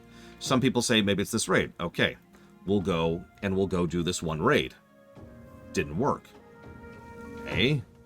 And then what ended up happening is me and my friend Pax, who did everything with the one time we played through BFA, all the way through BFA, we're trying to like reverse engineer all the steps we did in between here and here in order to figure out what was necessary. And what's funny is it became fractal. It's not really much of an issue the first time through, not really, because you're just doing everything. But if you're trying to reverse engineer things, you have to do this. Like, it branches in reverse, if that makes any sense. Like, you have to do this, this, this, and this chain, which all lead to this chain, which all lead to this chain, right? But if you're over here trying to figure out what you're getting to, you have to do this chain to unlock this chain, to unlock this chain, to unlock this quest that you're at, right? I should mention that this issue does not exist in several of the expansions of this game. For example, in Legion, I'll use a specific example. In Legion, you can actually skip over several steps and just, okay, you're at level, go. That's going to be invaluable when it comes to the review run. But Shadowlands had almost the exact same problem with it, for pretty much the exact same reason. Dragonflight bypassed this problem too much, overcorrected, and went in the total opposite direction. And it's one of the biggest complaints I hear about Dragonflight, is because you can do anything in any order in Dragonflight, and then people get lost on what's happening where. So, cool. So, too much of one way, too much of the other way. Anyways, I'm getting off topic. I apologize. Let's go down to the Blood Swamps. Yeah. Blood Swamp time. Yeah, Shadowlands, I say BFA broke me, and that's true. But that's only really true in hindsight. I actually kept playing through BFA. Shadowlands is when I actually quit the game. That's when I walked away from it.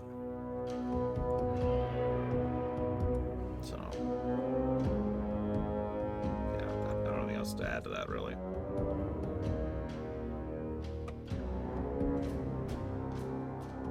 What part of Shadowlands made me quit? I believe it was that graphics bug right there. Do you see that? What is that? This is another thing about BFA. If I could continue to bash BFA as the worst expansion WoW's ever had, in that BFA is just unpolished, even in really, really minor things like that. Now, this is actually a consequence of the recent bugs. This has nothing to do with BFA. But this is the type of bug that exists in BFA. I'm using this as an example, not a literal. This is the type of thing that I would see constantly in BFA. One time, there's a quest. Actually, I've already read you the part of the book of the quest where, geez, I can't look at any of the water around here. Look at this. Yeah, I just can't look at the water. There's a quest in BFA where you have to go as part of the Horde and infiltrate the dungeon to free Lady Ashvane, right? That's supposed to be a single quest, a solo quest, right? So I queued up for it, and then Pax queued up for it, and then we ended up in the same quest, in the same zone, doing the same objectives, but only kind of. Very kind of.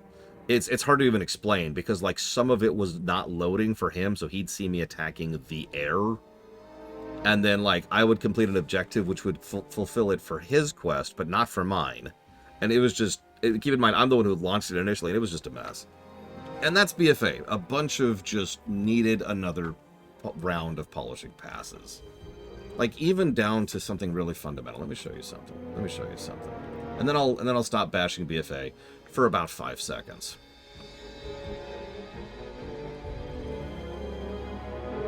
Maybe 3. I don't know.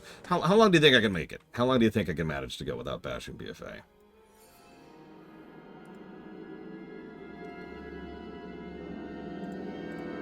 One second. Okay, I've been challenged here. 5 seconds. Oh, you got more faith than me. 30 seconds. There is... Oh, God, where is it? Is it down here, I want to say? God, it's been a while since I've walked here. Is it down here?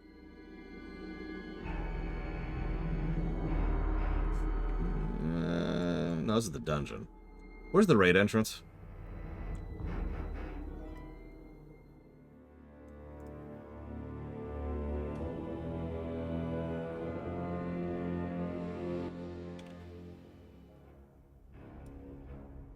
Does silent contempt count? You know, that's a good question, actually.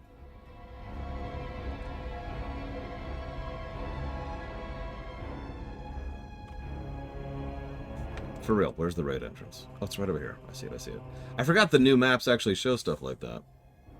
New maps are cool.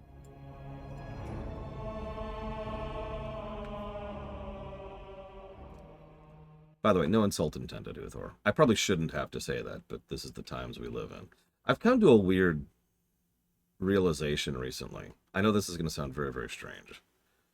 Because... I'm trying to how to put this to words. For the longest time, I have hesitated about saying something negative around someone. Because I was worried about what kind of an impact it would have on the person who was receiving that message. What? That's not right. Frostbolt on my bar. Let me explain this very, very literally. Let's say I don't like head-on. And let's say Mr. Red is here. So I would do this thing where I would not bash head-on, even though I did think it deserved bashing, because I didn't want to cause any undue harm to Mr. Red. But that was my only reason for that. I did legitimately think that head-on was crap, right? Obviously, this is a bad example. Head-on was a great game. Well, a good game. Well, an acceptable game. It was an awful game. It was the worst game ever! But you get my overall point, right? So I would just not say the things I mean because I was scared, essentially, of causing undue harm to people who didn't deserve that kind of harm. Target you. Well, 4, 3, I've moved away from 2, that. 1. Target you. I still don't intend any harm or insult to you. Of course I don't. Why would I? Like, that's just not me. If you know anything about me at all, you know that I harbor no ill intent like that. But Run out. now it's more like, Keep moving. I appreciate and understand that some people really, Watch really your like feet. episode 8. I understand and Watch appreciate your that some feet. people really, really like Watch your feet. coffee. I understand and appreciate that some Watch your people feet. absolutely adore black licorice. But I am no longer going to Phase stay change. quiet about my Target own you. opinion on the matter of not liking those things, which was the old policy. It's how I used to operate. Because I don't Target want you. to do that anymore, and I honestly think Watch that it's your actually an feet. inaccurate thing to do that. Watch your feet. Does that make any sense? Target you. So, yeah, I'm going to bash the hell out of BFA. I'm still going to give it positives. I actually don't think it'll be a net negative expansion. I don't. Target you. There's too many good raid fights and too many good story moments for it to be a complete net negative. Target Watch your you. feet. Watch your feet. Shadowlands, that's a little bit iffier. Target you. Shadowlands might actually drift down into net negative total. We'll see. That's a lot more Target you. possible, though, I would say.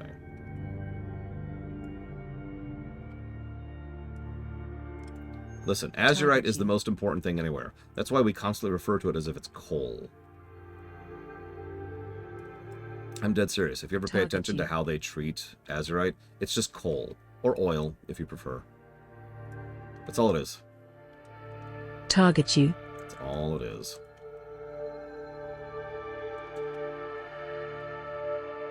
I apologize for the fact Target that this is you. taking. I honestly forgot this raid even Watch your existed. feet. I should not. I honestly forgot this raid even exists. Phase change. Otherwise, I would have just, not bothered. But since we're here, I think he still has the buff. I can't tell because I don't have my add-ons. Run out. Keep moving. Target you. Watch your feet. Watch your feet. Watch your Target you. feet. Watch your feet. Watch Target your you. feet. Watch Target your you. feet. 4, Watch your feet. 3, 2, 1. Watch your Target feet. you. Target you. Watch your feet.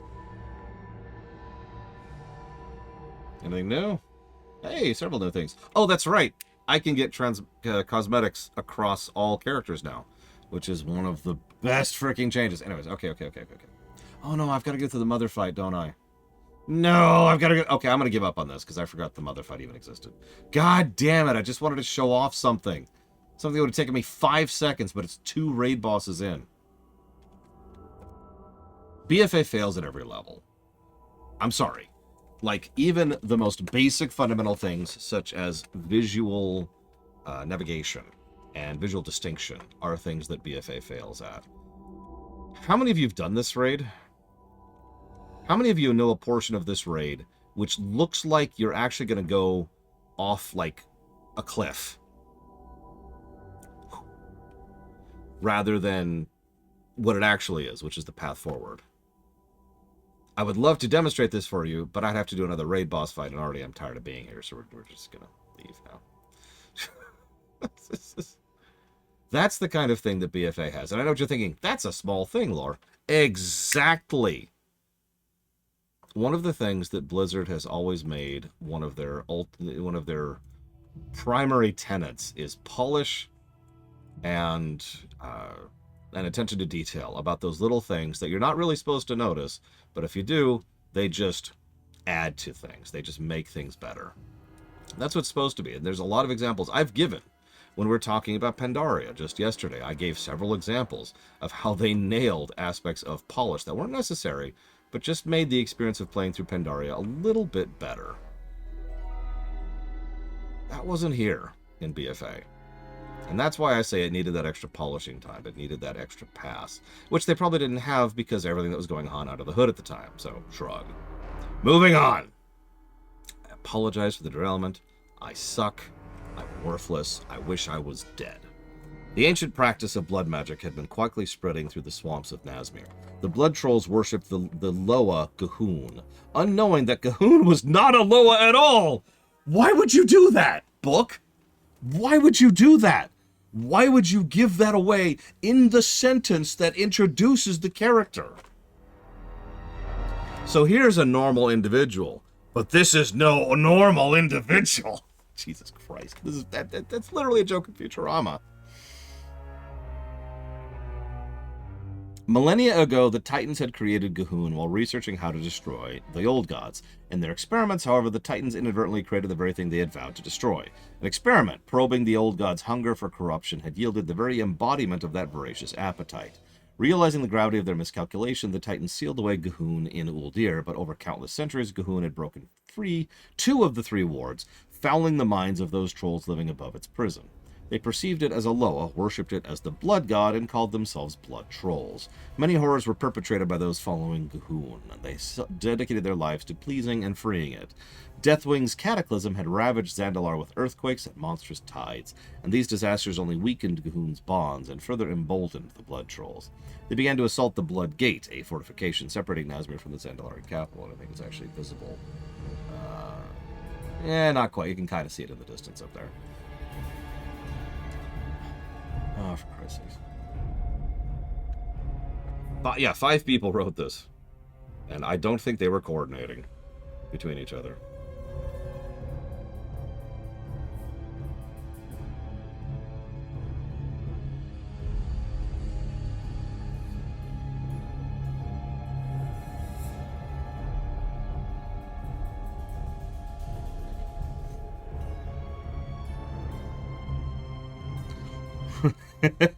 I know, right, Casual? It's like, wait, what? Just, huh? Cool. I've lost track. Where am I going? To remedy the situation, the Talanji volunteered to lead an expedition to the swamps of Nazmir, taking the Speaker of the Horde and Rokan with her. Though dangerous, she knew the blood trolls to be the greatest threat to Zandalar and wished to strike them immediately. As they traveled, they discovered a fallen encampment. All the Zandalari soldiers stationed there had been slain. While Rokan and his dark spear scouted ahead to set up camp, Talanji and the Speaker burned the bodies of the fallen with a fire blessed by one Samdi, the Loa of Death, and dispatched the blood trolls lingering in the area. Wandering into Bloodfire Ravine, they were shocked to come across the entire complex city of Zul Nazman. There they encountered Grand Medea Atina, leader of the blood trolls, and a Titan construct being fed blood magic. That's actually this guy right here, the guy we just killed. Though Talanji wanted to attack, she could see the falling and engaging the blood-marked matriarch at her seat of power. As they fled...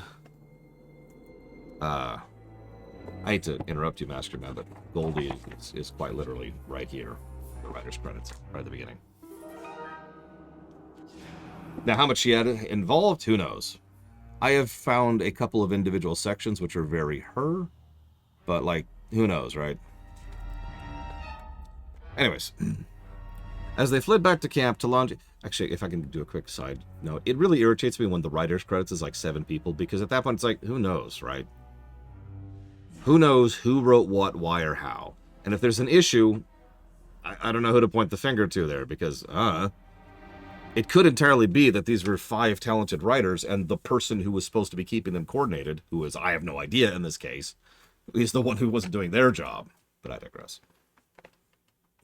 So Talanji was furious with her father, who had long dismissed the blood trolls as a minor concern. Though the meager forces couldn't hope to challenge Atina alone, where's something cool to look at? We'll go with the tree. You like rotten trees, right? Oh, no, no.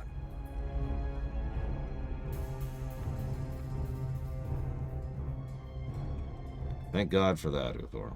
Sorry. What I mean by that is Goldie Hawn is the greatest author in the universe. Actually, that is an interesting question, because I'm told, really got to add the asterisk there, that she's been doing good stuff over on Star Wars. Don't know if it's true, just something I've been told. Yeah, exactly, Robostal. This could be 5 of the best authors in the world, and bad management would screw that over, because that's how bad management works. There you go, just something to look at. Though their meager forces couldn't challenge Atina alone, the princess held a close connection to the Loa and felt assured they would aid her. Talanji's scrying yielded the existence of 4 Loa in Nazmir: the turtle, the frog, the bat, and one Samdi. A temple of the Low of Death was near the camp, so the speaker traveled here first and immediately had someone run into his shot. Just going to scooch forward a little bit. There we go. Ahem. So the speaker traveled here first. Bonsamti. God damn it. Who are you? No one. Well, you're getting out of the shot. Bye. Whee!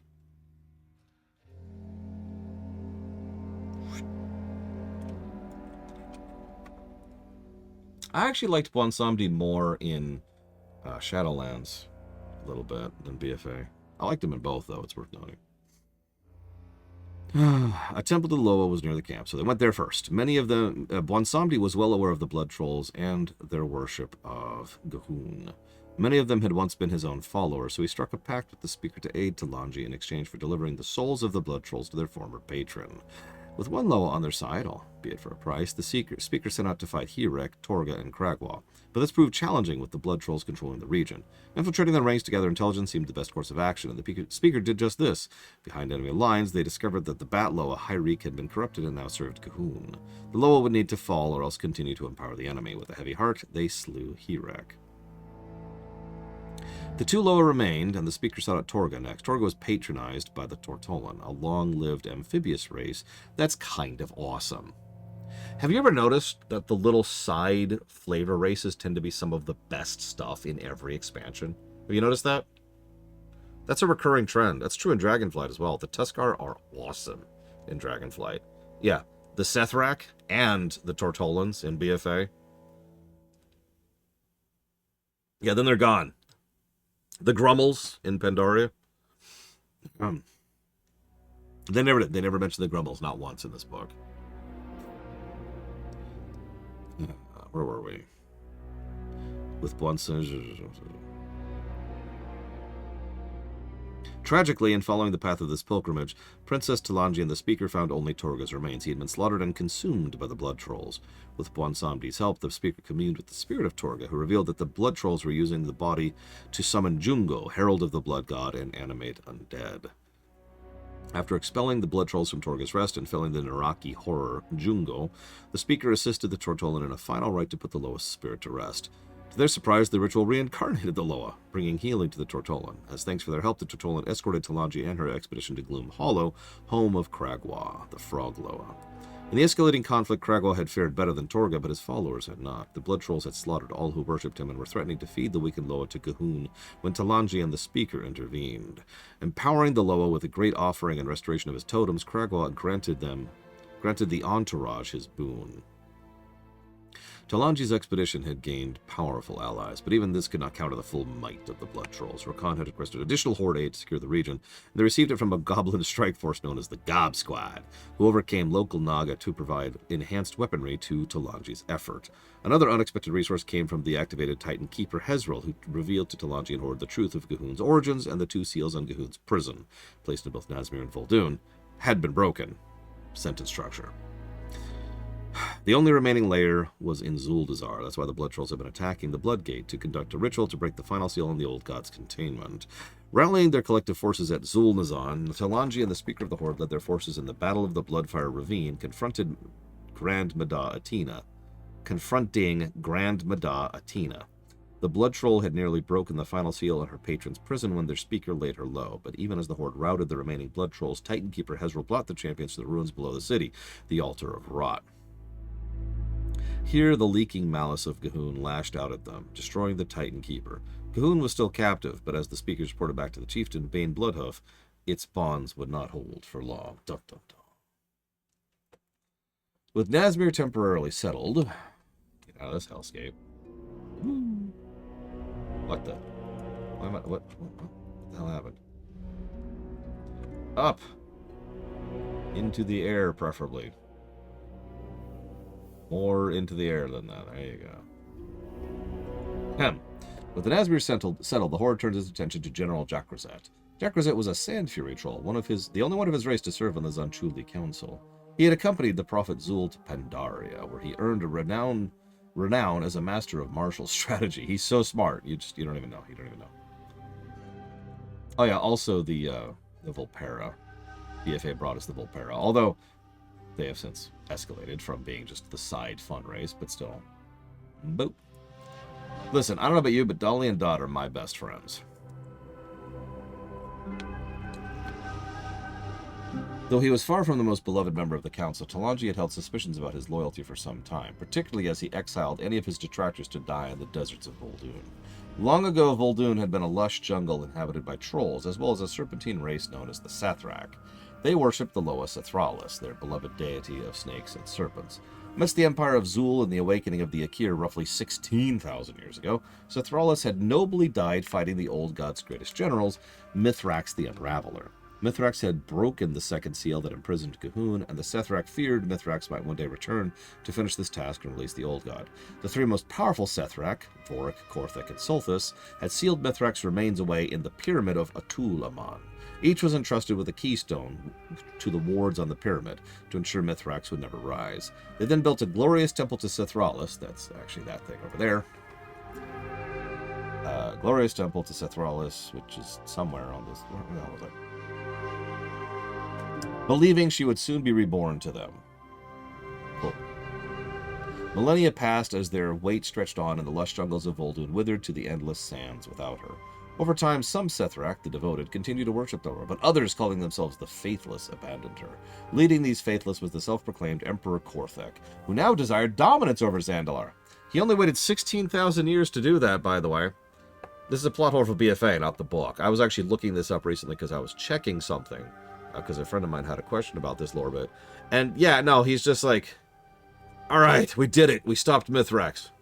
16,000 years pass. Okay, you know what? I want a new empire. I'm going to be evil. No explanation. Moving on. Talanji dispatched the Speaker of the Horde to gather enough evidence of Jakrazet's treachery to compel her father to act against him. They received aid in the regard from Blade Master Kaja, who was also seeking information on the general, and her friend, who Jakrazet had disappeared. Their reconnaissance mission to Vol'dun went awry, however, and they were quickly captured by the Sethrak. The Speaker escaped with help from several liberated Volpera of the region, a fox-like nomadic race whose kind had been long enslaved by the Sethrak. Following the trail of Kaja's missing comrade, the Speaker journeyed... I actually just lost my thought. To the Temple of Akunda, the Loa of Storms and New Beginnings in the south. That's actually... that's the temple. That's not what I want. It's over there. You can see the storm kind of in the distance. You can see it. Akunda revealed that one of his followers had poisoned him in an attempt to steal his power. With Akunda's freedom, the Speaker gained yet another boon. Rakira revealed that Jakrazet had deployed Zandalari soldiers to the desert unbeknownst to the king, scouring the sands for a weapon to destroy the capital. Their continued search led them to yet another temple, the last temple of the devoted, at last of the Sethrak, who stood against Korthik and the faithless in their worship of Sethrak. That's actually over there somewhere. It's got to be behind that hill, because it's like right over there. Anyways.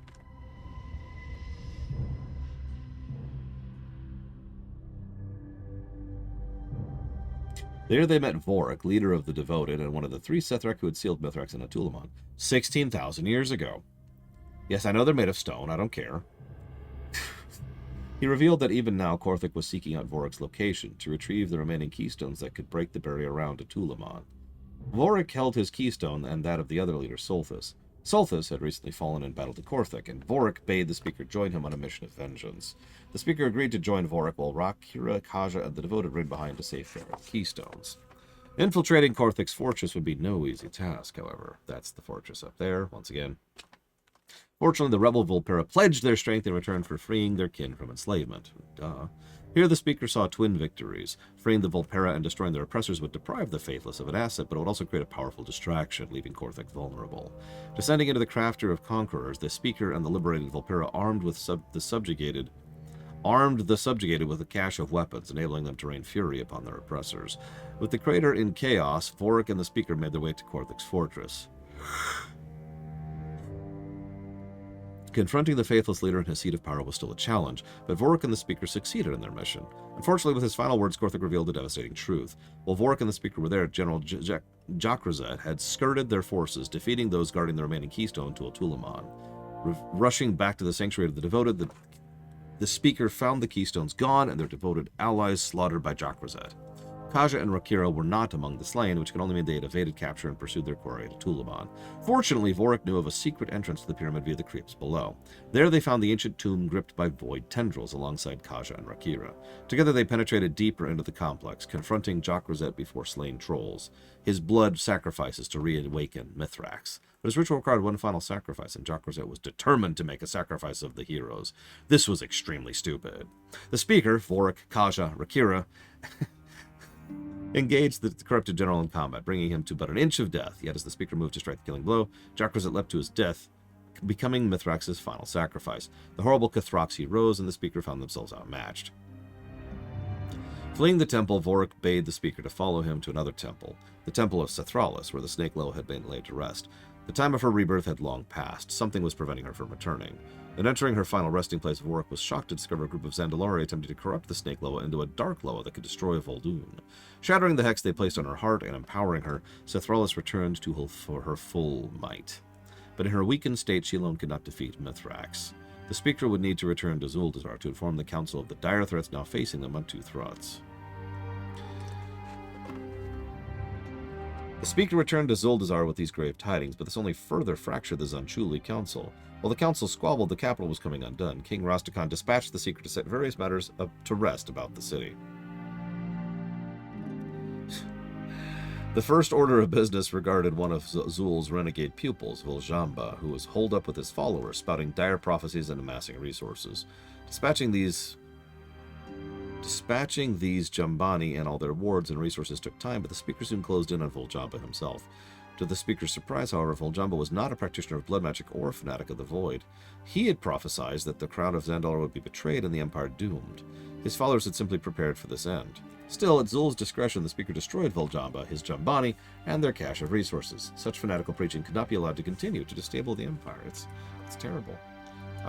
Why does this keep happening? Why am I not in my mount? Oh my god. Or quacks. What?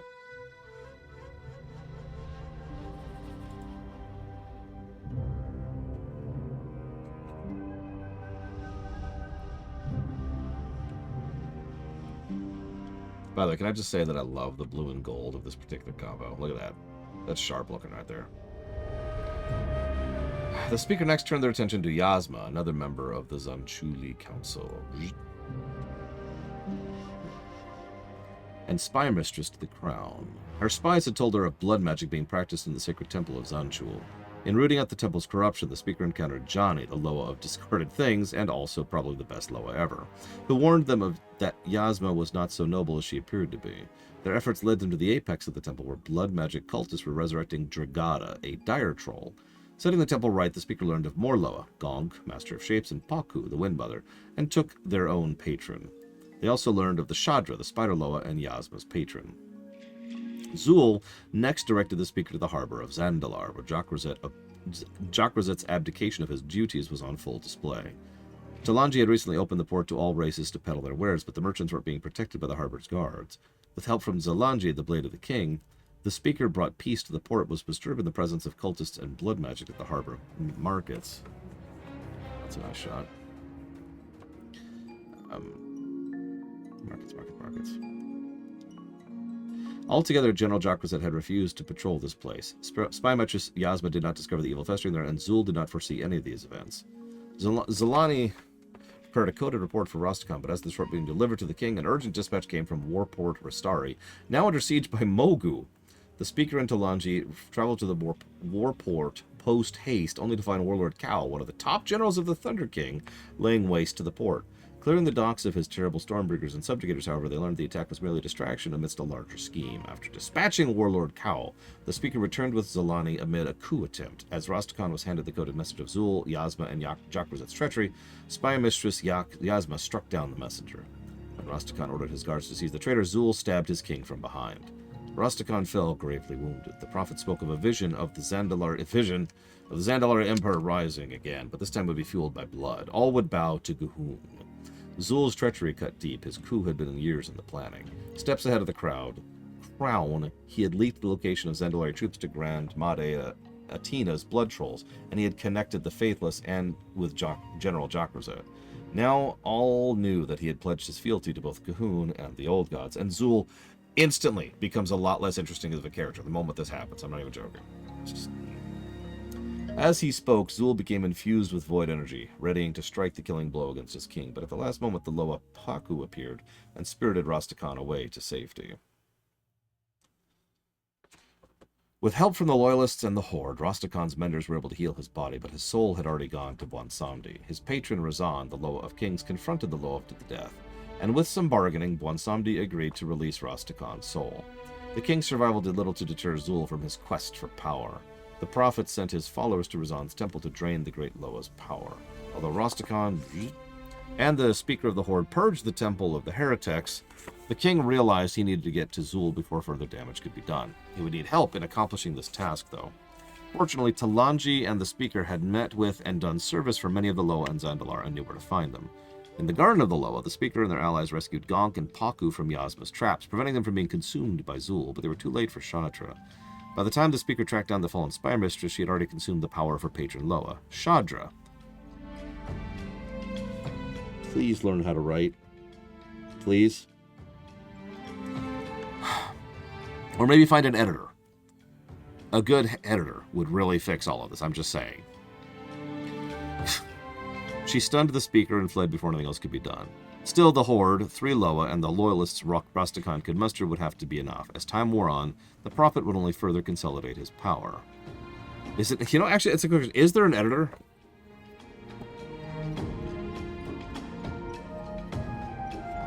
Okay, so there's no editor credited up front. But editors tend to not get a lot of credit in general.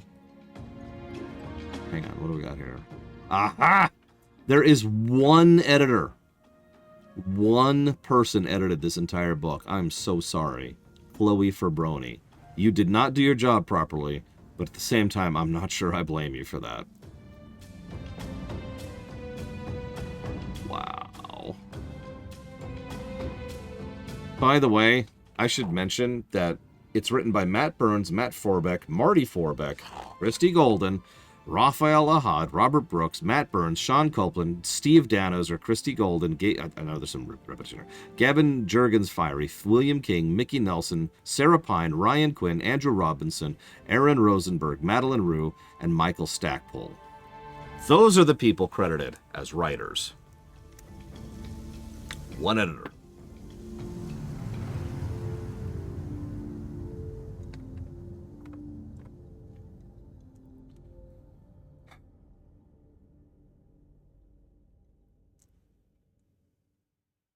The whole of Zul's plan was laid bare. From Drakari of Northrend, Zul had learned how to drain Loa of their power and use it for his own end.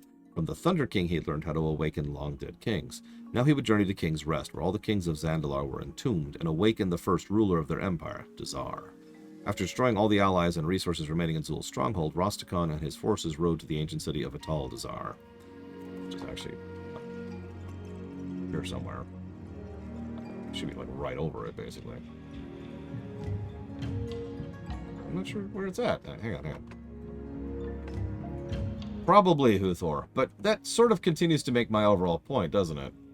It really frustrates me how little we know about who wrote this dreck. And I'm going to say it that way, because this has gotten to the point where I'm no longer willing to be courteous to this stupid goddamn book. You have outpaced my tolerance and patience. Congratulations.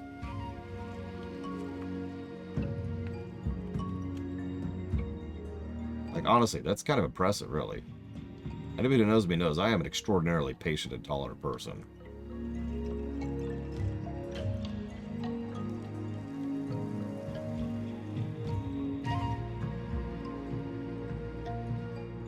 There it is. There's it is. Okay.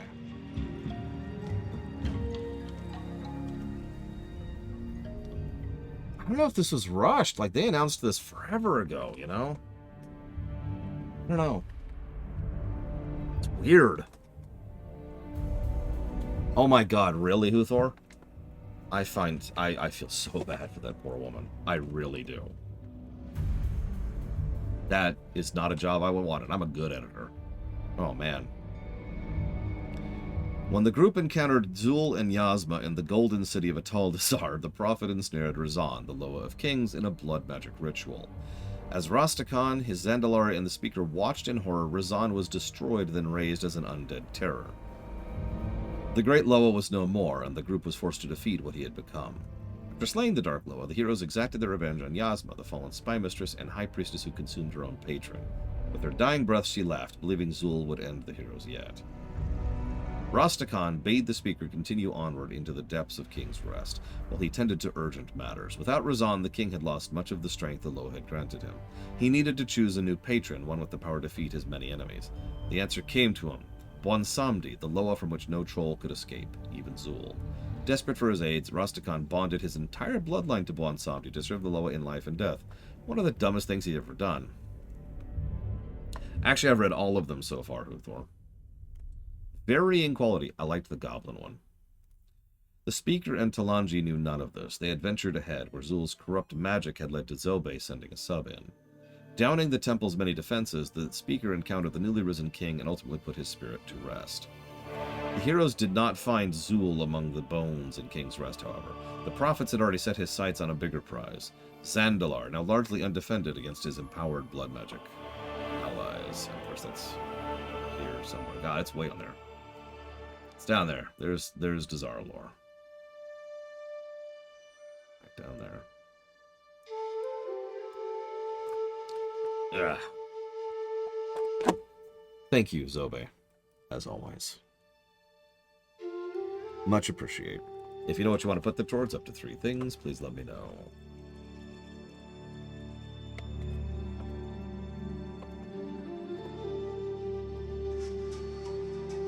Back in Zuldazar, Zul renewed his ambitions. His allies in the capital may have been depleted, but his resources in Nazmir and Vol'dun had already come back to fruition. At the Bloodgate, the voice of G'huun called on all its allies to shatter the final seal on the prison, located in the palace at Dazar'alor, the heart of the capital.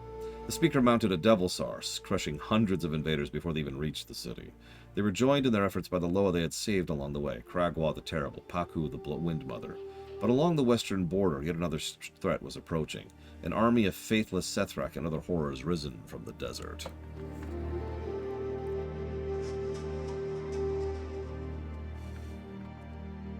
While Rastakhan and Kragwa defended the Bloodgate, Paku took Talanji and the speaker west. There, Rakira and Kaja held the line, but the Sethrak were flanking them. The speaker rallied every civilian who could hold a spear for the effort, and with the help of Kimbul, the Tiger Loa, they cleared the way back to the bridge of Dazar'alor. There, Gonk and Talanji now led the Zandalari facing down Mithrax, who approached from Vol'dun. Talanji ordered the speaker to find her father and confront Zul.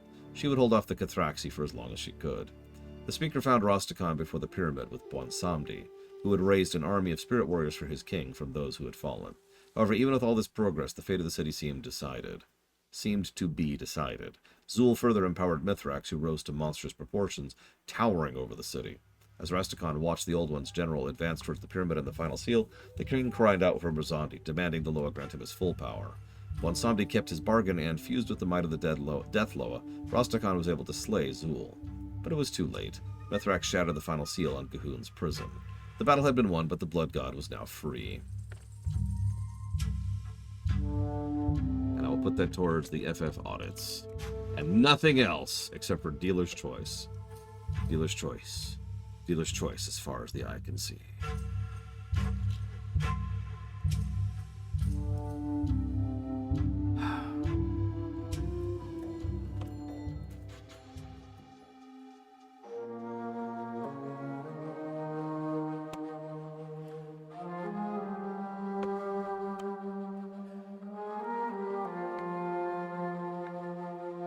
The threat of the Blood God reached far beyond Zandalar. G'huun had the power to corrupt all of Azeroth.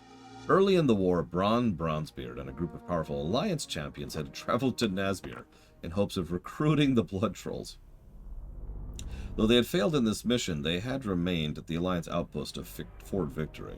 Once Bronn learned that G'huun had been released from its prison, they accompanied heroes of the Alliance into Uldir to confront the Blood God. Princess Talanji, similarly, was leading Horde champions into the ancient Titan facility. Which is that sucker right there. We were actually here earlier. And I was screwing up because I'm terrible. Following the Zandalari's successful defense of Dazar'alor, Mithrax had returned to Uldir, deep beneath the swamps of Nazmir, to herald its new master's coming. The Blood God had turned its former cage into a fortress, freeing other imprisoned Titan experiments and corrupting the facility's constructs. G'huun and Mithrax also resurrected the Dark Prophet Zul, who wove further spells into the Titan creations of Uldir to G'huun's purposes. The ancient lab had become a pit of void corruption that threatened to engulf both Zandalar and, if left unchecked, other worlds. The odds were stacked against both the Horde and Alliance. Guarding the facility was Talok, that's the boss we already killed earlier, a powerful construct the Speaker had seen the Blood Trolls feeding magic to in Zul'Nazaman. Felling the construct, the other heroes came up with a lone, uncorrupted Titan Watcher, Mother, the Matron of Tenacity, Herald of Endless Research. Though Mother initially tested the heroes in battle, deeming them contaminated, after her systems were restored, she chose to aid them. Also, probably my favorite fight in BFA, the Mother fight. The champions would need her help, given the liberated horrors that followed. The corrupted remains of Loa, who had been discarded after lethal experimentation, the Herald of N'Zoth, sent by the old god to lure the Zandalari into service, and a corrupted plague-made flesh, culminating in a battle with the undead Zul. With every enemy felled, the heroes inched closer to the Blood God. Mithrax, the Unraveler, bringer of oblivion, slayer of Sethralis, guarded his master. Here, in the heart of corruption, the powers of the Void were on full display. As Mithrax weakened before the heroes, he commanded Naraki to join him and awaken Zalzaze, his leaving weapon, the same that had destroyed the Great Seal of Zandalar. In the end, the Cathraxi was defeated. None lay before the heroes and their quarry, G'huun. The Blood God hid in its lair, forcing its minions to fend off the champions. There the heroes called upon the power of the Titan's re-origination drive to call the old god forth, and the battle began in earnest. Corrupted tendrils burst forth from the chamber, spore clouds choking the air, putrid blood sprayed from every corner. The re-origination drive helped to further check G'huun's power, until this too the old god destroyed. After a long and tiring battle, however, G'huun fell before the hero's might. That's 3 old gods we've killed now. As Braun departed from Uldir, he felt a tinge of regret. He knew that for the sake of Azeroth, G'huun had needed to be killed, but by hastening the death of the old god, he and his warriors had only strengthened the Horde. Without the Blood Old God in action, Rastakhan would finally have time to focus on the war. Oh my god. Braun was right. With the problem in Zandalar put to rest, Rastakhan and Talanji plunged their golden fleet to the Horde. Still, Braun and the champions had been granted a potentially great gift. Mother, the helpful Titan Watcher they had encountered in Uldir. Braun and the Alliance heroes convinced Mother to travel to the Chamber of the Heart and assist with the healing of Azeroth. Meeting with Magni, Mother began running diagnostics in all Titan facilities around the world to gauge their condition and judge whether they could be useful to heal the dying world soul. Mother would need time to complete her calculations, so Magni encouraged the champions to continue empowering the Heart of Azeroth. He would contact them once he was finished.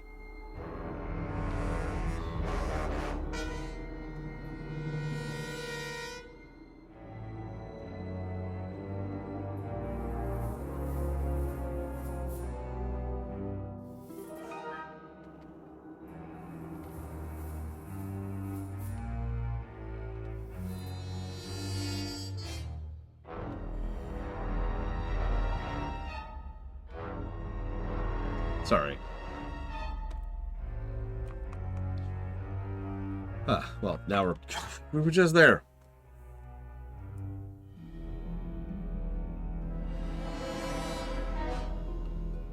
Ignore the bats. Everything's fine. Everything's fine. Ignore the bats. After dealing with the void threat at the heart of Uldir, the Horde and Alliance turned their focus back to the war. Chief among the Alliance's concerns was the Horde's new partners in Zandalar, including the Golden Fleet that rivaled that of Kul Tiras. The Alliance had been hard at work in the Alliance Nation for some time now, mainly executing a series of hits to deter Horde activity in the region.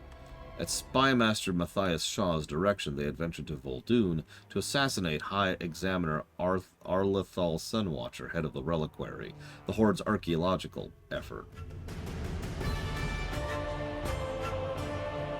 God, these sentences. Wow. You know, just wow.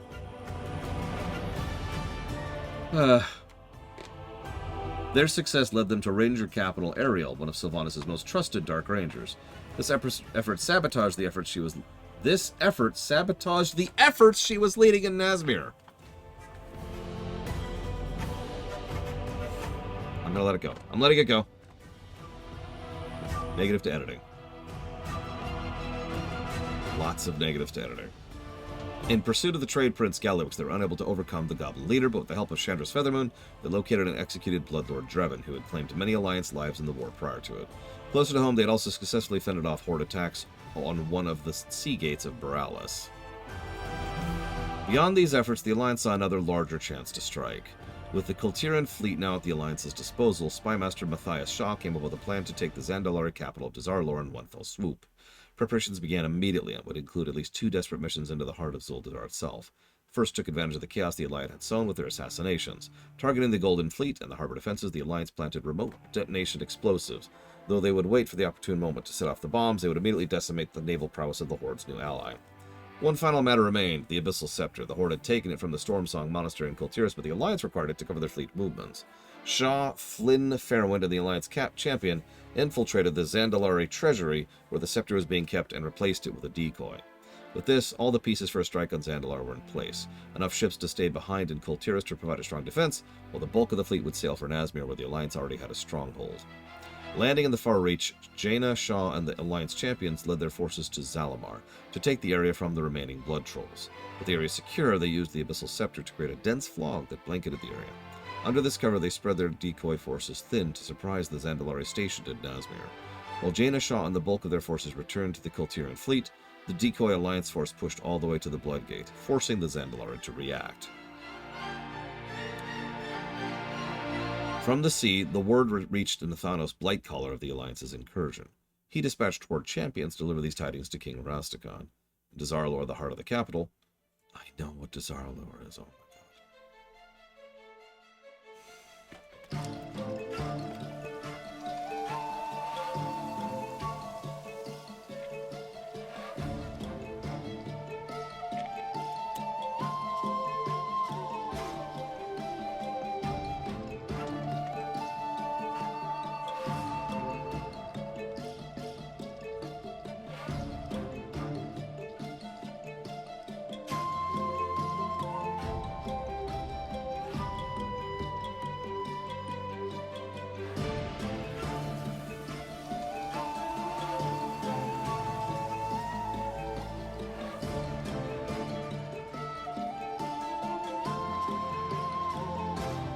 In Dazar'alor, the heart of the capital, Rastakhan agreed to lend his forces to the Hordes to repel the incursion.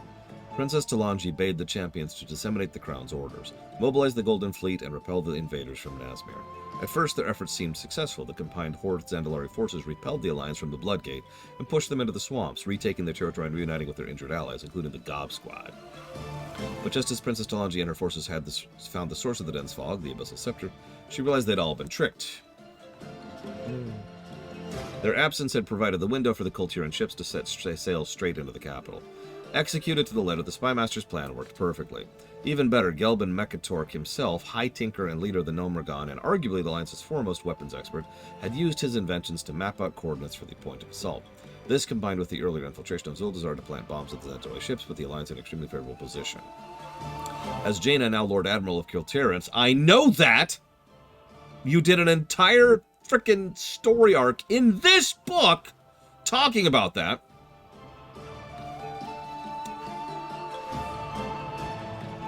Sailed her fleet right into the harbor of Dazar'alor. The bombs detonated, decimating the Zandalari fleet and the city's defenses.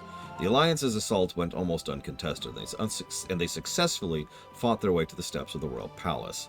Yet with more enemies closing in, Rastakhan called upon Bwansamdi's aid to tip the battle in his favor. The Loa obliged, creating a blood moon and raising the dead to rejoin the fight. Even so, the Alliance breached the palace and confronted the king, demanding his surrender. Rastakhan refused, boasting his people had existed long before the Alliance and would endure long after it fell.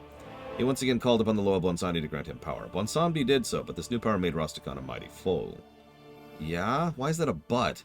Champion of the Alliance had been sent to Zandalar to strike the capital and abduct its leader, but now they found themselves in a fight for survival. Reluctantly, they had no choice but to slay Rastakhan, who refused to be taken alive. Thus, the long-lived king fell to the Alliance, who fled the city just as the Horde began to muster its defenses. From afar, Nathanos heard Princess Talanji crowd in horror and saw Jaina leaving the palace. Talanji took her father's hand, trying to comfort him. As she did, Bwansamdi's pact shifted from Rastakhan to Princess. Thanks, dude. Thanks, Dad.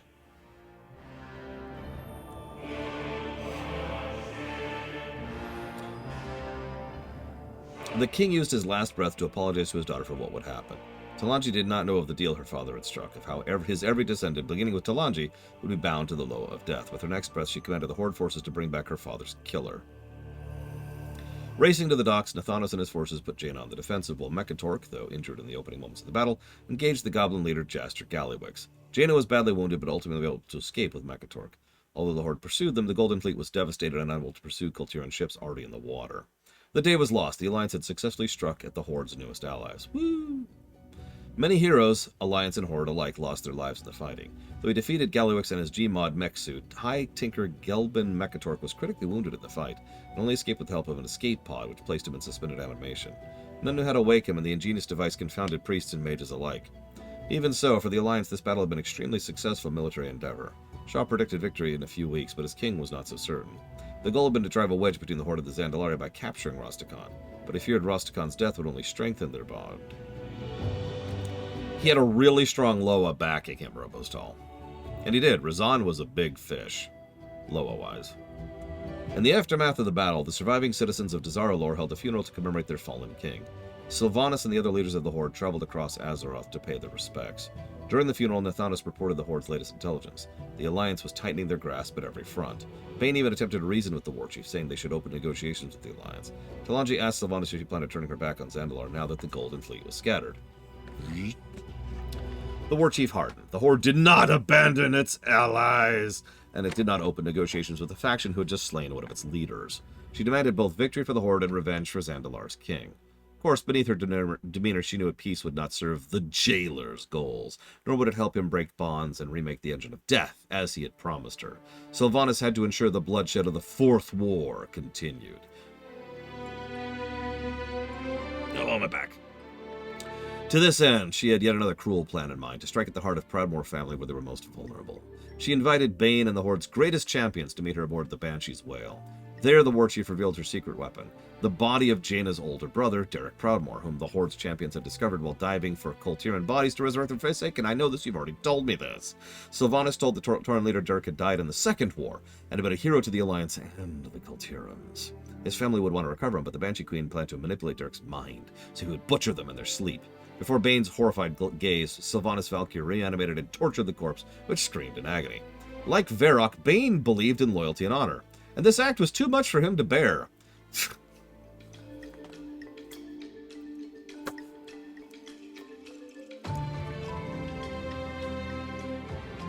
Where was I? Sylvanas, whose greatest purpose had once been championing free will for the Forsaken, was reanimating a corpse against his will and breaking his mind to perform a heinous act that would devastate the man in life. Everything about his plan reeked of deceit, dishonor, and defilement.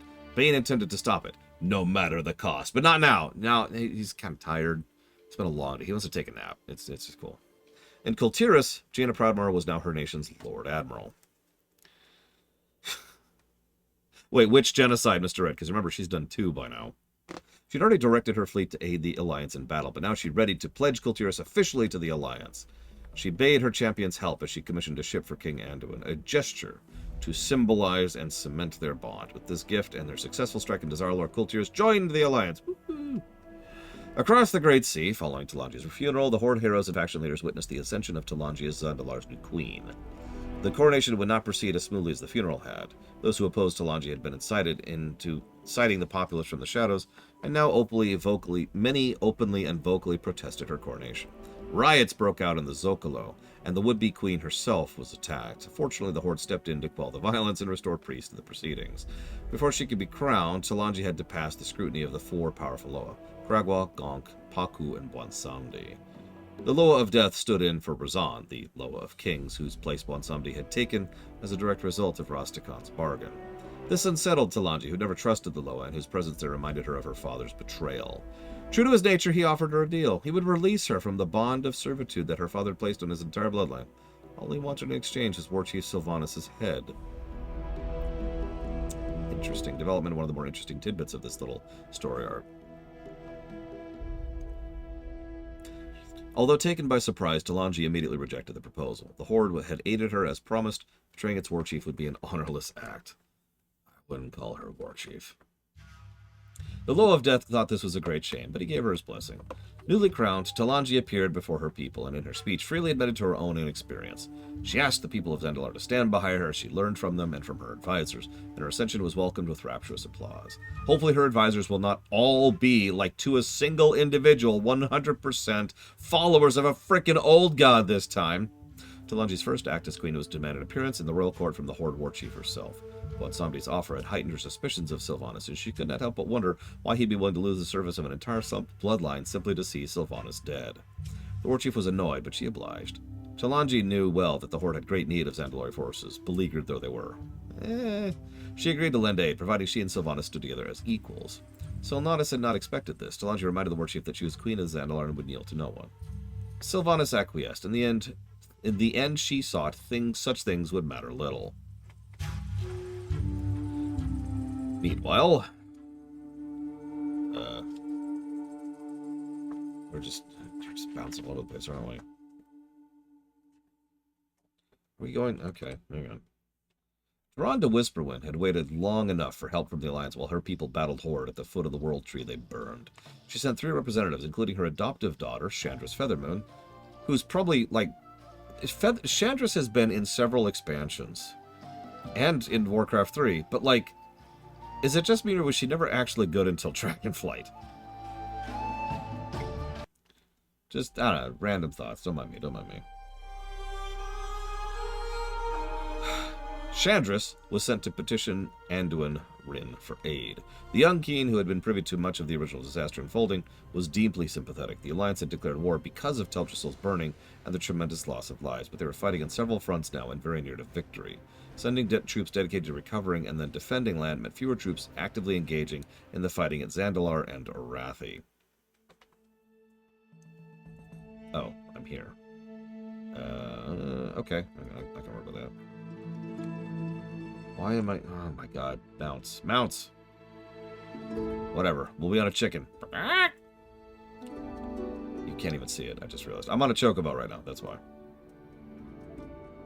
Anduin vowed to help reclaim Teldrassil before the end of the war, but for now he could not help the Night Elves. Those tidings filled Tyrande with rage. Time and again, the Kaldora had aided the Alliance. Now when her people desperately needed soldiers and resources, its leader denied them. Tyrande decided to take matters into her own hands. Ancient tomes spoke of an aspect of Elune that can be invoked in times of great need. A plot point that would cross 3 expansions, actually. This was the Night Warrior, the darkest face of the goddess. The ritual to draw down his incarnation of Elune's wrath into oneself was highly dangerous. Yeah. It's called Elune's wrath, not Elune's cuddly hugs. Sorry. What? No, wrong one. Damn it. Yeah. Hey, I need a loan. I have no money. How dare you betray me? Tyrande has always been terrible. Let's just be honest with ourselves. They try so hard. I give them credit. They try so hard to make her, like, a character. They just fail. Moving on.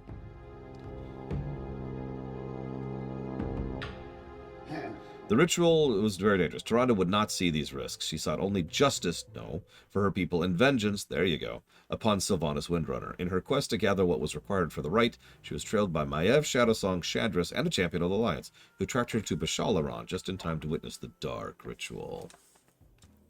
Tyrande cried out to Elune, fearful the goddess had failed her.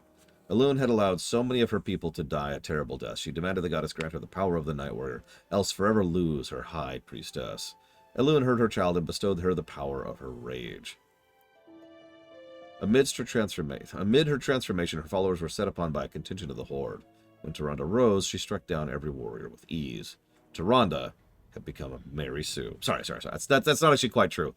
But it really does irritate me how Tyrande is treated as this unholy badass from now on. And it's just rubs me the wrong way for several reasons, which we'll get into later. Or never. Tyrande ordered Maiev and Chandris to prepare the Night Elves for their own war to reclaim the ancestral lands of Darkshore. The first major target would be the war chief's champion, Nathanos Blightcaller, who lurked nearby. Nathanos, concerned by the black moon hanging over Darkshore, had ventured out to determine its cause. Tyrande hunted the ranger, slaughtering his forces with ease as she went. Thanos had with him two powerful resources, Sylvanas' Valkyr. As Tyrande approached, he bade the Valkyr raise two slain Kaldori into undeath, Sira Moonwarden and Dalaran Summermoon. Tyrande's comrades in life would now serve the Horde in undeath. Tyrande was horrified and cried out to her sisters to resist the Valkyr's will. But this failed. They rose as Dark Wardens, believing Tyrande and Elune had failed them. Tyrande and her allies persisted in the fight, slaying one of Sylvanas' Valkyr, but Nathanos and the other Valkyr managed to escape. As time passed, the Horde's foothold in Darkshore began to weaken. Supply lines and scouting parties were slain entirely by Tyrande, Malfurion, and their vengeful forces. Though Nathanos would clash with the Kaldori again, most of Darkshore remained firmly in the Horde's grasp until the Night Elves launched a full-scale coastal assault from the Moonspray. This aggression culminated in all-out war. In the other war, right? Like, there's another war there's a lot of war. Is what I'm trying to say. But the Kaldori determined to secure the ruins of Aberdeen. Clearing the path to Bashalaran, Tyrande woke the Ancient of War throughout the region. These ancient, mighty beings rose to the Kaldori's aid, helping them hold the line. Bolstered by a sympathetic Gen Greymane and his contingent of Gilneans, Maya of Shadowsong led their joint forces in taking Bashalaran. From the ancient highborn settlement, they made a base of operations to run further attacks. Malfurion and Gerard Shadowsong rallied further allies along the Ancients and Wardens to capture Lornesta Mine and Cinderfall Grove, from which iron and wood could be mined to reinforce their holdings. Bolstered by these new developments, the joint forces pushed into Forlorn Crossing, Gloomtide Strand, and Ashwood Depot in quick succession, adding to their cache of resources and setting the Horde on its heels. By this point, most of the Horde forces remained in the north, and it was here the Alliance pushed, routing Magmaster Blastcrank and his azurite-fueled shredder. At the ruin of Lordaeron, they reclaimed this Night Elven town and secured its landing for support from the water. All that remained was the Dredge, a goblin-made platform in the Veiled Sea. Here they laid low their former comrades, Sira Moonwarden, and one Darkshore for the Kaldori. Although Greymane's help and the successful retaking of the lands had done much to soften the blow that Anduin had dealt to Tyrande, tensions would remain high between the Night Elves and the Alliance for some time.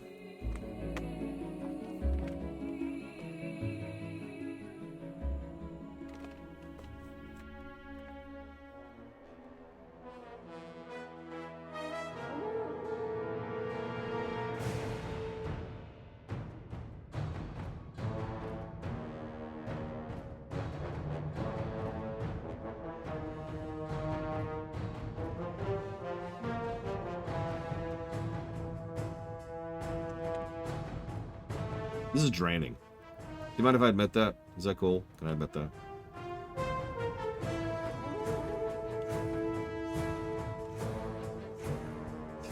This is draining.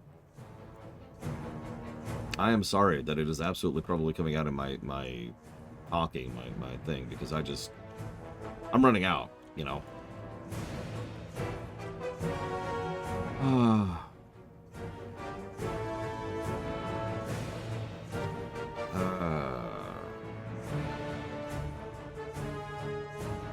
Let's do this.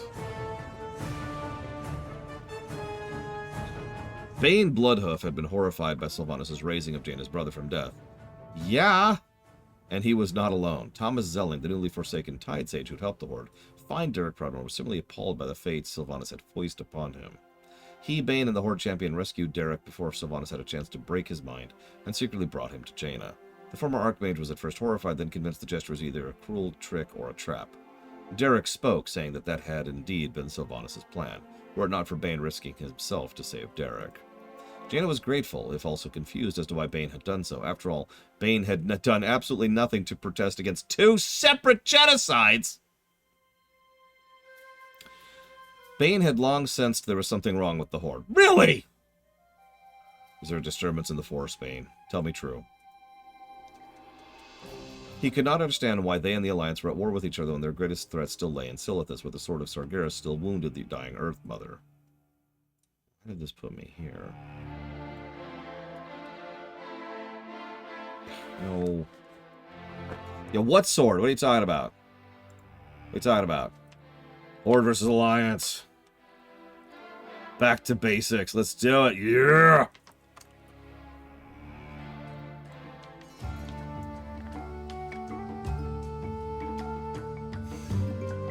He knew this treasonous act had endangered his life, but the High Chieftain needed to be true to who he was and what the Tarn claimed to stand for. To Bane, there was no other choice. He returned to Thunder Bluff to be with his family and people and hoped Jaina would find comfort with her own family.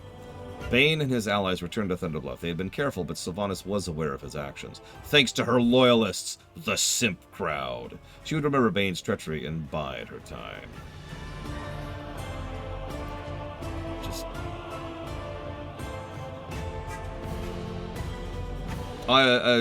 So the new quest isn't live yet. It's not live until the 30th of Spartan. If you mean the quest that's live right now, which is entirely possible, then yeah, I did that the day it came out.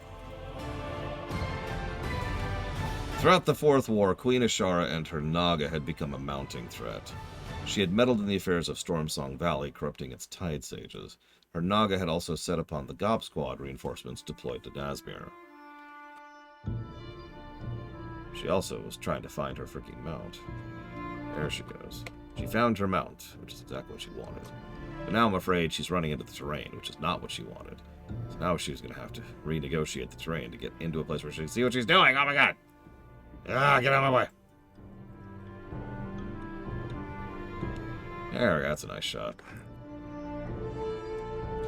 Following the Battle of Dazar'alor, however, with both the Horde and Alliance weakened from the war, she struck in earnest. From the city of Najatar, that's here, beneath the Great Sea, Queen Azshara sent her Naga to the surface to gather both prisoners and sacrifices for the old god N'Zoth.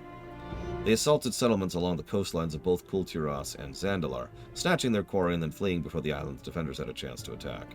But the Horde and Alliance sent troops up to shore defenses along the coastlines of their islander allies. It was during one of these routine defense missions that a group of Horde heroes recovered an artifact from a Tortolan seeker, a collector Kojo, a blade the Naga had left behind, something called Xal'atath, the Black Blade of the Black Empire, which for some reason wasn't even mentioned during the Legion story arc.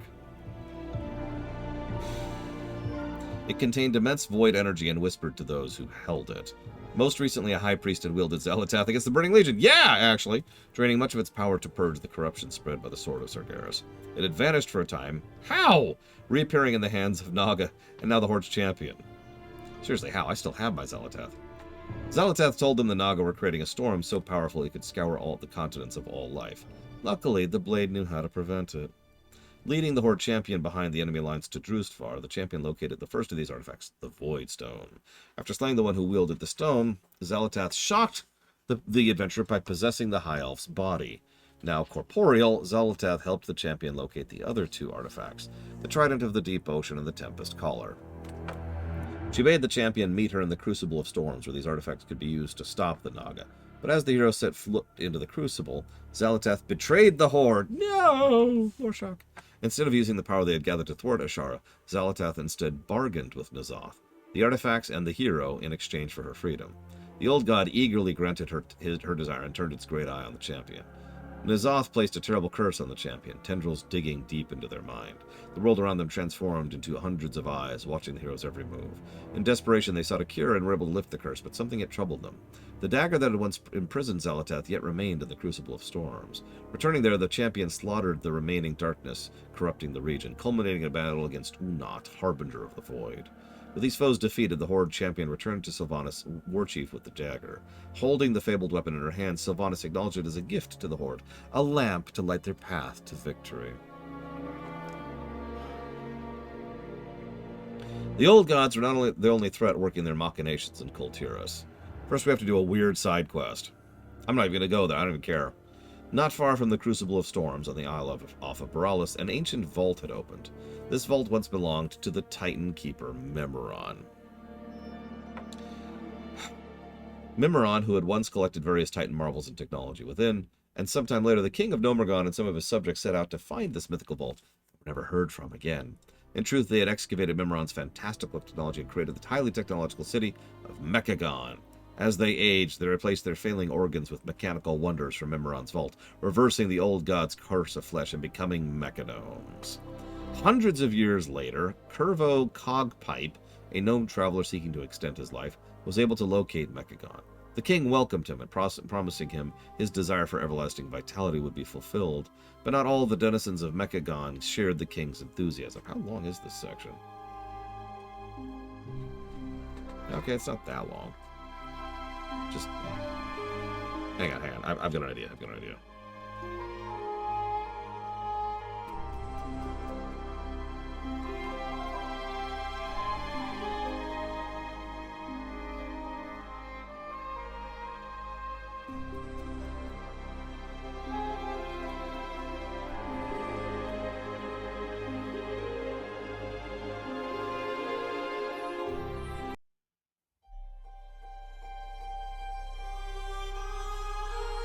Let's see. You're the fastest.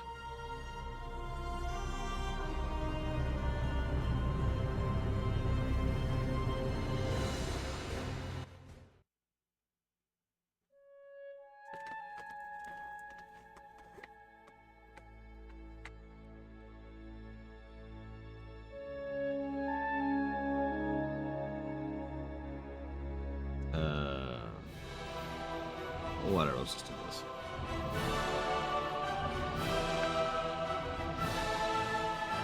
His son, Prince Erazim, secretly rebelled against his father, the king, after discovering a mechanized superweapon the king intended to wield against Azeroth and Tyre. The device would turn everyone into completely mechanical creations, free of the curse of flesh. The prince bade the traveler to leave immediately and warn his people, but instead of heeding him, Curvo betrayed Erazim. The traveler was upgraded by the superweapon, the mech originator itself, but in becoming fully mechanized, Curvo now had a body that would last forever and a mind that had wiped almost completely clean. Fortunately, the opening of the vault did not go unnoticed in the region by both Horde and Alliance. Both Tinkmr Overspark and Trade Prince Gazlo had heard rumors of the old vault in Tiragard, located in an abandoned junk heap, although each had different intentions for the wonders within. Setting out to see it for themselves, each called for aid from Champion to find the vault. Upon its discovery and repair, the vault's relay played out a message from the king of Mechagon, ancient ruler of the gnomes, proudly urging the worthy to step forward and be restored to their original Titan-forged design. The machinery of the vault proceeded to judge those before it as unworthy, and evaporated several of the party before the machine could be stopped. Overspark and Gazlo returned to replenish their numbers and supplies for a full expedition. Upon the group's return, they encountered the king's son himself, Prince Erazim. I feel like I'm saying that wrong. He and his Rustbolt resistance opposed Mechagon's plans to forcibly free creation from the Curse of Flesh, and he called for both parties to join him. Both the Alliance heroes and those of the Horde pledged... What the hell is this? Yeah, whatever. Pledged their support. Cool. If only to safely glimpse the treasures inside the vault, with our lust for power and all that. After a recent raid on their holdings, the Rustbolt resistance had been shattered. The heroes of the Horde and Alliance fought their way across the mechanical city, running operations to rescue rebels, scavenge parts, build and restore weaponry, and thin the king's forces. They successfully struck the Junkwat Depot, reclaiming many captured resistance fighters and sending a message to the king. Amidst their efforts, Prince Erazim explained the king had once been a wise and benevolent ruler, but as time passed, he became rigid in his thinking and his rule. Any he deemed unworthy was fully mechanized, turning into a mindless robot in service of their king. That was now the fate that King Mechagon sought for the entire world. A well-oiled machine in service of his vision. Oh, so he's Captain Jellicoe. Okay. With the Rustbolt resistance fortified, Prince Erazim initiated Operation Mechagon, with the intent of challenging and deposing his father in his subterranean fortress city. To directly assault the Mechagon and all its weaponry would have meant certain defeat, but Erazim knew of a way to enter the city discreetly. Champions were tasked with disabling the remote power nodes from Mechagon's HK-8 aerial oppression unit. This flying terror disintegrated all trespassers with its lethal host of weapons, and its impenetrable armor rendered it nearly invincible. Champions would need to locate and disable its remote power nodes to have a chance of destroying it, but these were scattered across the island, many hidden under the mounds of scrap that had been ejected from Mechagon over the years. As the Alliance and Horde sought out the nodes, they fought and defeated a host of terrifying fiends that made their home amidst Mechagon's growing scrap heap. From a sentient slime to a half-mad, self-stylized king of scrap, the heroes fought their way through every foe and disabled the power nodes. As the HK-8 aerial oppression unit left to recharge at its hub, the Horde and Alliance forces attacked, defeating the war machine. With this victory, the heroes were able to enter Mechagon itself. Unfortunately, they faced a number of threats that were still standing between them and their target. The heroes bested the mechgineering champions of the Tussle-Tonks Arena, the Trash Mistress's mechanical guard dog, and the horrors of the head machinist Sparkflux's metallic gardens. Hitching a transport to Mechagon's tower with Prince Erazim, the Horde Alliance and Rustbolt Rebellion confronted King Mechagon. The fight was filled with surprises as Mechagon piloted a giant death robot that had already primed his mech originator to retake the world. With great effort, both Robot and King fell before combined forces. With King Mechagon defeated, Prince Erazim and the Rustbolt Resistance displayed their sigil on every screen in the city. The Mechagnomes would turn away from destruction and towards rebuilding, offered aid to the heroes of both factions, and they would have need of it in the future. I think it was a mythic, not a raid, but yeah. Get some sleep, Gnas. I'll see you.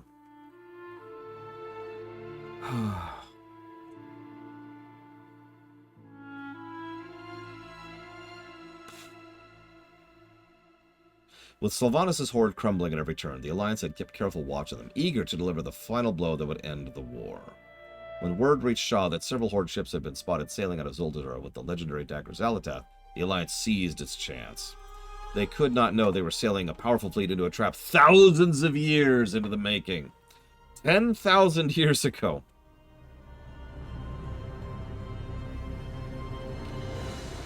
I'm not actually joking, that's what it says word for word. 10,000 years ago, the Sundering had sent the Night Elven city of Zinashari and its inhabitants to the ocean floor.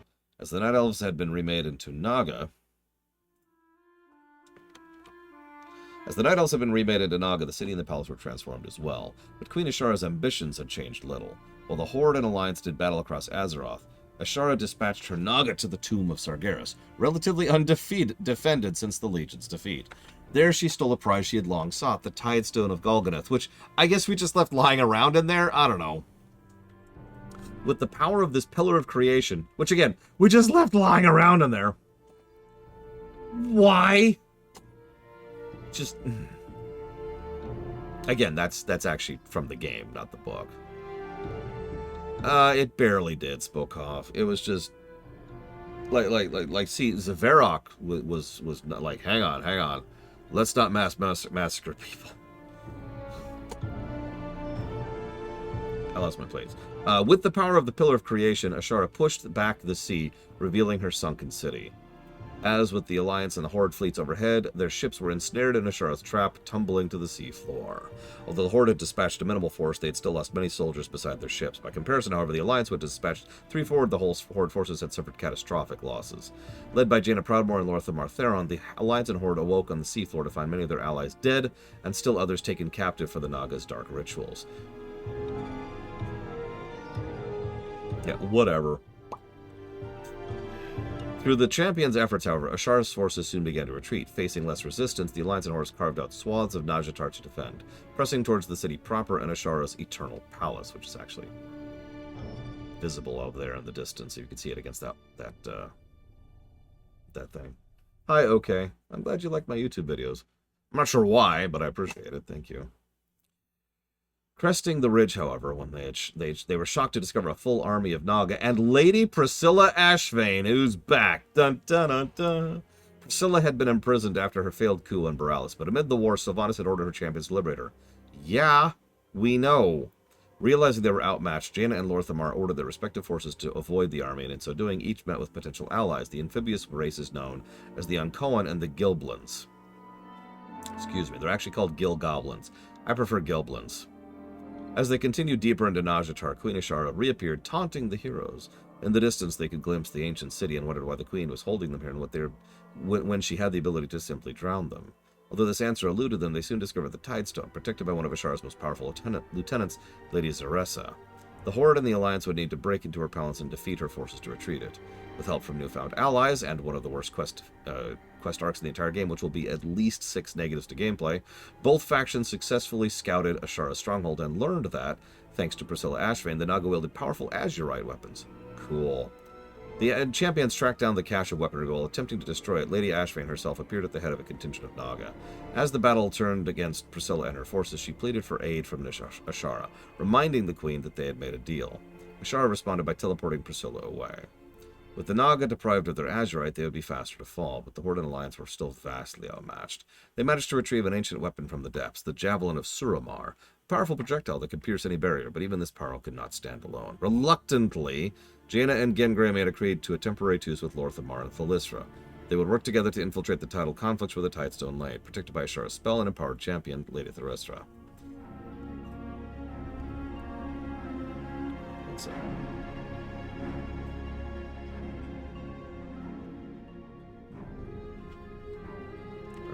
There we go. Sorry. Get a bookmark. Don't mind me. The Horde Alliance launched the Javelin of Suramar, Azshara's enchantment around the Tidestone shattered, and her champion was now vulnerable. While Gan and Lorthamar dealt with the Naga above, Jaina and Thalissra aided their champions in dispatching Theresa. With her defeat, Jaina and Thalissra sent their magic to controlling the Tidestone. Together they blasted open a way to the Eternal Palace. The palace held untold horrors, the twisted favorites of Azshara beside the void horrors that waited in the deep. The heroes soon witnessed what had become of Lady Priscilla Ashvane, whom the queen had promised tremendous power. Before their very eyes, Azshara transformed Ashvane into a hideous monstrosity, one who would die only to stall Azshara's enemies. Azshara's own royal court soon followed suit, as would Zakul, the harbinger of Nyalotha and the end of days. When none stood between them and their quarry, the champions of Azeroth, Horde and Alliance alike, confronted the queen deep in the hold of her castle, in what she called the Circle of Stars. The champions... I don't know, little Billy. I lost my place. Circle of Stars, Circle of Stars, Circle of Stars. There it is. The champions could not have known this was no hold, but a Titan facility known as the Last Prison, where the old god N'Zoth was confined. Battle raged around Azshara, but she could not be deterred from her mission. When at last her power was exhausted, the champions of Azeroth prepared to strike the killing blow, the full scope of the Naga Empress's plans were revealed. She had wanted the Horde Alliance to confront her here above the machinery that locked away the old god. Azshara knew she could unlock the old god's prison, but she needed the heart of Azeroth. She would bring the forces of the Horde Alliance to her palace, and in so doing, they would unwittingly deliver the item she needed directly into her hands. As Azeroth's champions realized something was afoot, they were too late. She had already channeled the power of the heart of Azeroth into the prison's machinery. Outside and below the palace, the bonds holding N'Zoth in stasis began to shatter. After millennia of imprisonment, the old god broke free. In a weakened state, it fled to its ancient seat of power, but not before taking the fallen empress with it. The forces of the Horde and Alliance had succeeded in their efforts to conquer Azshara and her city, but they were further from victory than ever before. Much of the energy within the heart of Azeroth had been drained by Azshara's ritual. They would need to re-empower the artifact, time which they didn't have.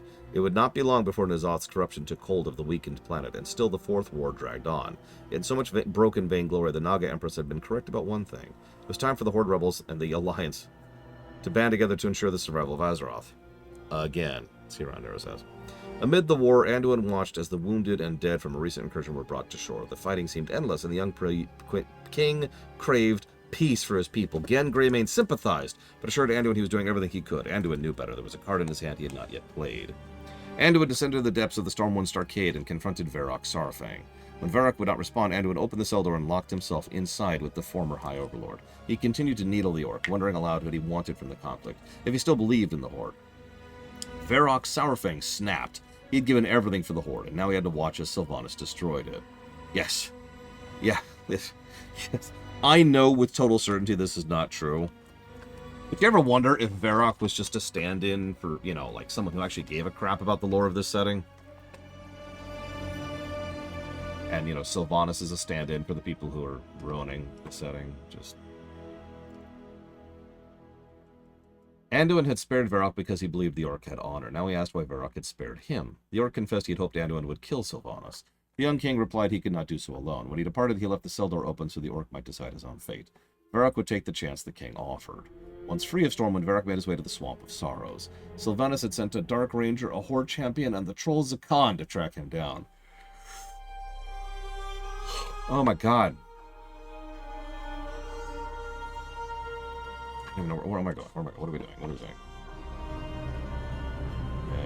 We're doing this. Let's do you.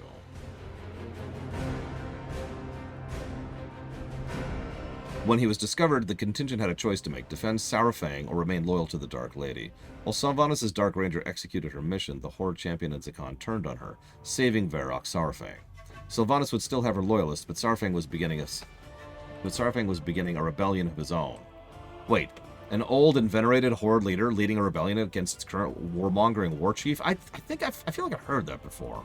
Does that sound familiar to anybody? I don't know. I think it's just me. I'm sorry. Anyways, moving on. Once free is... Sylvanas... But Saurfang was... Rebellions needed support if they were to succeed, and none were better at rallying the Horde and its remaining members of their mission than Thrall. So hang on. A well-known... Previous member of the leadership decides to rebel against its warmongering war chief and reaches out to Thrall for help. I feel like I've seen this before. Does anybody else get the vibe they've seen this before? The orc was on his guard. Hang on, rewind. Thrall had been gravely wounded, and as had far too many in the disastrous battle for the Broken Shore. He was distressed by Vol'jin's death and did not approve of Sylvanas assuming the mantle of war chief. Yeah. Why is it doing that? Sorry.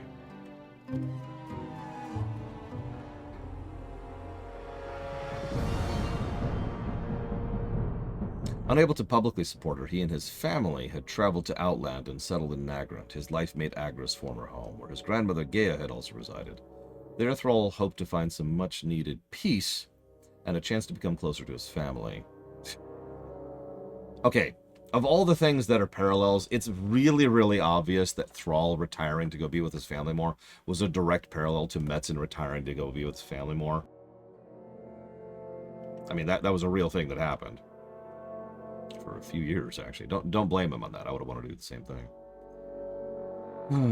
But he had grown up not knowing his own parents, and he did not want that for his children. The orc was on his guard when he saw Saurfang approaching. Thrall made it clear to his friend that he would not return to lead the Horde. The old soldier noted he had not asked Thrall to do so, but he had come hoping Thrall would fight for it. Thrall turned away, heading towards the forge, when both he and Saurfang were set upon by Sylvanas' Dark Rangers. After dispatching the Forsaken, Thrall accused Saurfang of leading the killers directly to him and his family, but Saurfang informed him that to the contrary he had been on the trail of the assassins. Thrall understood there's no safety here, if indeed there ever had been. Again, the former war chief moved to the forge, shoving it aside and reaching to retrieve what lay beneath it, a battle axe. Its name was Dragora, Draenor's honor. Thrall would fight for the Horde once again. It's an actual line right there in the... It's right there. Thrall's final act upon returning to Azeroth. Wrong. Thrall's first act upon returning to Azeroth was to join Saurfang in rescuing another leader who had fallen awry of the war chief, Bane Bloodhoof. The High Chieftain was being held in the Underhold, awaiting death after Sylvanas had revealed his and Zelling's betrayal before a gathering of Horde leaders. The rebels who'd followed Saurfang's lacked the resources to take on the full might of Orgrimmar. It just sounds so familiar. But they would covertly infiltrate the Underhold with help from the inside. Still sounding familiar. Even some of the Horde members who remained loyal to Sylvanas came to believe, after speaking with Lord Filmar, that executing Bane would irreparably damage and divide the Horde. To them, aiding Bane's escape was not treason, it was protecting their faction. Matthias Shaw notified his king that Sylvanas had captured Bane and ordered him executed for treason. Anduin, too, felt the Tarn leader must be rescued immediately. He called upon heroes of the Alliance to lend their aid to this effort, and Jaina volunteered to escort the champions. Bane's actions already proved to her where his loyalties lay. Furthermore, Bane had already tried to sway the Horde to peace. Should he die, the best chance at achieving peace would die with him. Neither the Horde nor the Alliance would-be rescuers were aware of the other's actions. All were surprised to encounter one another in the Underhold amidst their parallel attempts to save a leader they all respected. It was particularly unexpected to Thrall and Jaina, who had not seen each other in years. It did not take long, however, for each side to see that joining together would greatly increase odds of success. The group faced strong resistance from the prison's defenders. Sylvanas had anticipated efforts to free Bane, and she had stationed the strongest warriors in the Underhold. In addition, the Blood Elf Magister Hathrall had been ordered to attack anyone who tried to aid Bane. He was delighted to face Jaina Proudmoore, hungry for revenge on the former Kirin Tor leader for the attack on the Sunreavers. Despite the efforts of her loyalists, Bane was freed and Hathrall defeated just as Jaina teleported everyone to safety. Jaina's portal had taken Bane and his rescuers, both Horde and Alliance, to an area overlooking Thunder Bluff. Shaw and Saurfang tended to Bane, while Jaina and Thrall looked out at the peaceful land of Bolgor. Once the two had been dear friends, but the events of recent years had driven a wedge between them. Thrall thanked his old friend with the help of Bane's rescue and spoke openly to her about his regrets, including Garrosh and the bombing of Theramore. Thrall feared for the Tarn and the tranquil home, grimly anticipating that Sylvanas would burn it as she had teldrassil. I know, right, Smokov? Jaina's mind went to another world tree, Nordrassil, which had been saved by the armies of many people, including Alliance and Horde, led by Jaina and Thrall, and had joined forces. Okay. She reminded Thrall of this moment, but the orc was cynical. The Alliance and Horde had worked together many times over the years, but never able to achieve lasting peace, because of the writers. He asked why this moment was any different. Jaina pride its leaders were different now, wiser than they'd once been. Before Jaina departed, Saurfang had a message for her to take to Anduin. The Alliance was not alone. Anduin received the message. Under cover of night and storm, he rode to meet Varrock in the orcs' encampment in the Swamp of Sorrows. The two had a tense conversation. Sylvanas was growing stronger. How? And the combined rebel... I know. In lore, she's getting stronger because more people are dying, which empowers her thanks to her connection to the jailer. What I mean is, like, how do they know she's getting stronger? It's acting like she's getting stronger politically, when actually it should be the opposite. Oh, that's right. It's because Garrosh was getting stronger, wasn't he, at the end of his years? Even though that makes no sense there either. God, I feel like I've seen all this all before. Needing to know exactly where Varrock stood, Anduin asked him what kind of war chief he would be if the rebellion did succeed. Varrock replied the original Horde was founded on a lie, that anything they did was honorable. Given this, Sylvanas was a truer heir to it than Thrall. The present Horde deserved better, but Varrock did not think they would have it. Anduin reminded him of the horrors perpetrated by those who had once claimed to be Alliance. With so much hate and history, unity might not be possible. If so, then what were they fighting for? The answer transcended all factional squabbles. They were fighting for Azeroth, which was home to all of them. In time, N'Zoth would regain what strength he had lost from his imprisonment, and the Horde Alliance would fight a battle for their very existence. They could continue to fight and lose resources to the Fourth War, or could they make a decisive strike to end it now? The decision was clear. Bolstered by Alliance troops, Varrock and his rebel army cleared a path to Orgrimmar. Saurfang noted the capital's greatest weakness had always been too many egress points. The Alliance and Horde rebels would need to strike at each entrance to secure victory. Backed by the Alliance, with the rebels surrounding the capital and reinforced the nearby Thunder Bluff against counterattack, the time had come for the people of the Horde to remove their war chief. Again. God. Amid an extended siege, the rebels' path to victory was clouded, and they had no desire to slay the defenders of Orgrimmar. The war chief's allies were still members of the Horde, and it was for the honor of the Horde that Varrock and his loyalists fought. So before the gates of Orgrimmar, Varrock challenged Sylvanas to Mak'gora, an orcish duel of honor. Sylvanas and Varrock both knew she would emerge the victor, and she wondered what the old orc was playing at.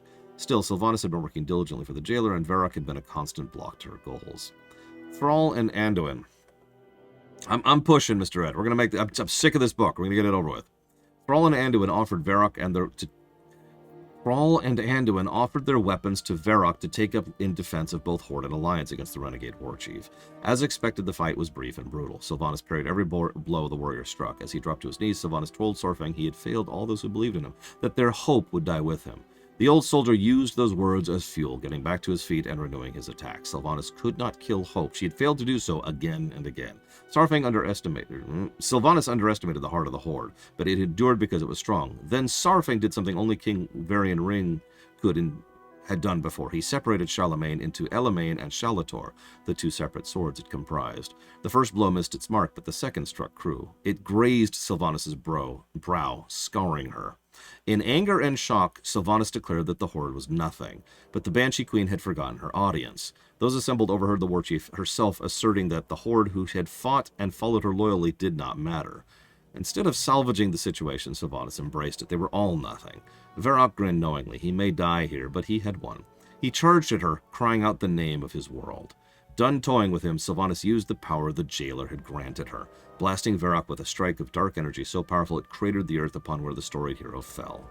Free of pretense, Sylvanas took her banshee form and left the Horde, eager to achieve the next step of the jailer's plan. Thrall, Anduin, and the young Zakan, who had urged Varrock to live another day at the beginning of the war, lifted the orc. In another moment, the gates of Orgrimmar, closed to them a few moments before, opened to admit the legendary hero. Later, both Horde and Alliance leaders gathered to pay their respects before Varrock Saurfang would be taken to Nagrin to be buried with his ancestors as he would have wanted. For those who had followed Sylvanas throughout the war, many were in a state of shock at these developments. Others quickly turned to pursuing vengeance. Lorthamar Theron sent the Farstriders, whom Sylvanas had once led as a ranger general, to track her down, while on the Alliance side, Matthias Shaw did the same. Yet even now, there were still loyalists who rushed after their Dark Lady because her hips are so hot! You have no idea! After meeting with Thanatos briefly to confirm his orders, she addressed those few who still stood by her. The war was over, but it had not stopped her plans. The Banshee Queen promised her loyalists they would all understand what she'd done by the next time they saw her. Yeah, sure, whatever. The old gods were a serious threat to Azeroth. Really? Perhaps one greater than the Legion itself. For though the people of Azeroth had once feared the Legion, Sargeras had formed the Legion because he feared the Void. In the capital of Stormwind, leaders of the Alliance and Horde had gathered to review intelligence reports regarding N'Zoth, but were woefully little to review. Fortunately, Shaw had called upon Magni, who knew where to find the world's foremost advisor on the old gods and their power, the Black Dragon Raytheon. Oh, that's a sentence. One moment, please. Where is it right now?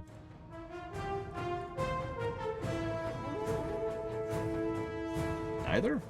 That's interesting. Alright, whatever. Let's go here.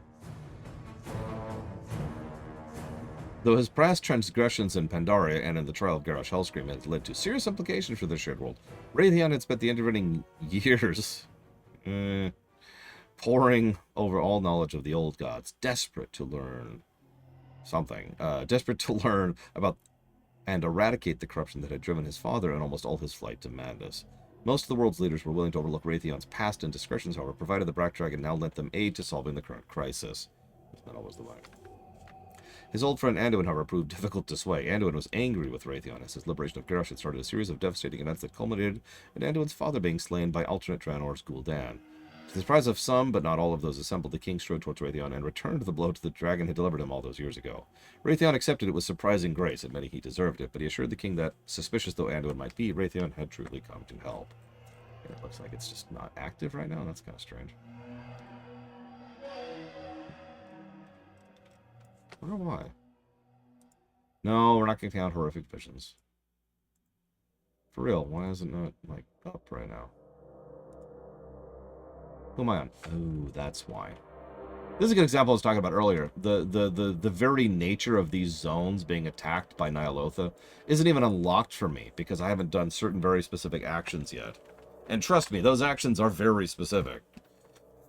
Trust me. We went through so much crap for like a week to try and get everyone to the point where we could all enter these stupid raids. The help was greatly needed, for the Burning Legion fought with sheer numbers and no quarter given. The Void's greatest weapons were, of course, far more insidious. While little could be done to heal their friendship, Anduin was willing to listen. Magni and Raytheon shared what they knew, and a plan was devised to defeat the old god. N'Zoth had been both imprisoned and freed with the power of Titan machinery. It only made sense that Titan machine could be used to defeat it once and for all. In the far south of Azeroth, deep below the sands of Uldum, sat the Forge of Origination. Millennia ago, the Titan Forge facility had created it to fortify the world's soul. If the world became corrupted, it could be engaged to eradicate all life on Azeroth. If the old gods gained control over Azeroth, the machine could be activated, purging the globe of all life. Nice! Let's do it. Kill it all. Etch-a-sketch. Death to the past and to the living. What was I talking about? Oh yeah, death to everything. Yeah, this might actually be faster. Sorry, 1 second, please. I mean, honestly, you ever want to reset Warcraft, there's your go-to button right there. Oh no, they activated the Forge. Boing. Sorry. Reset. 10,000 years pass.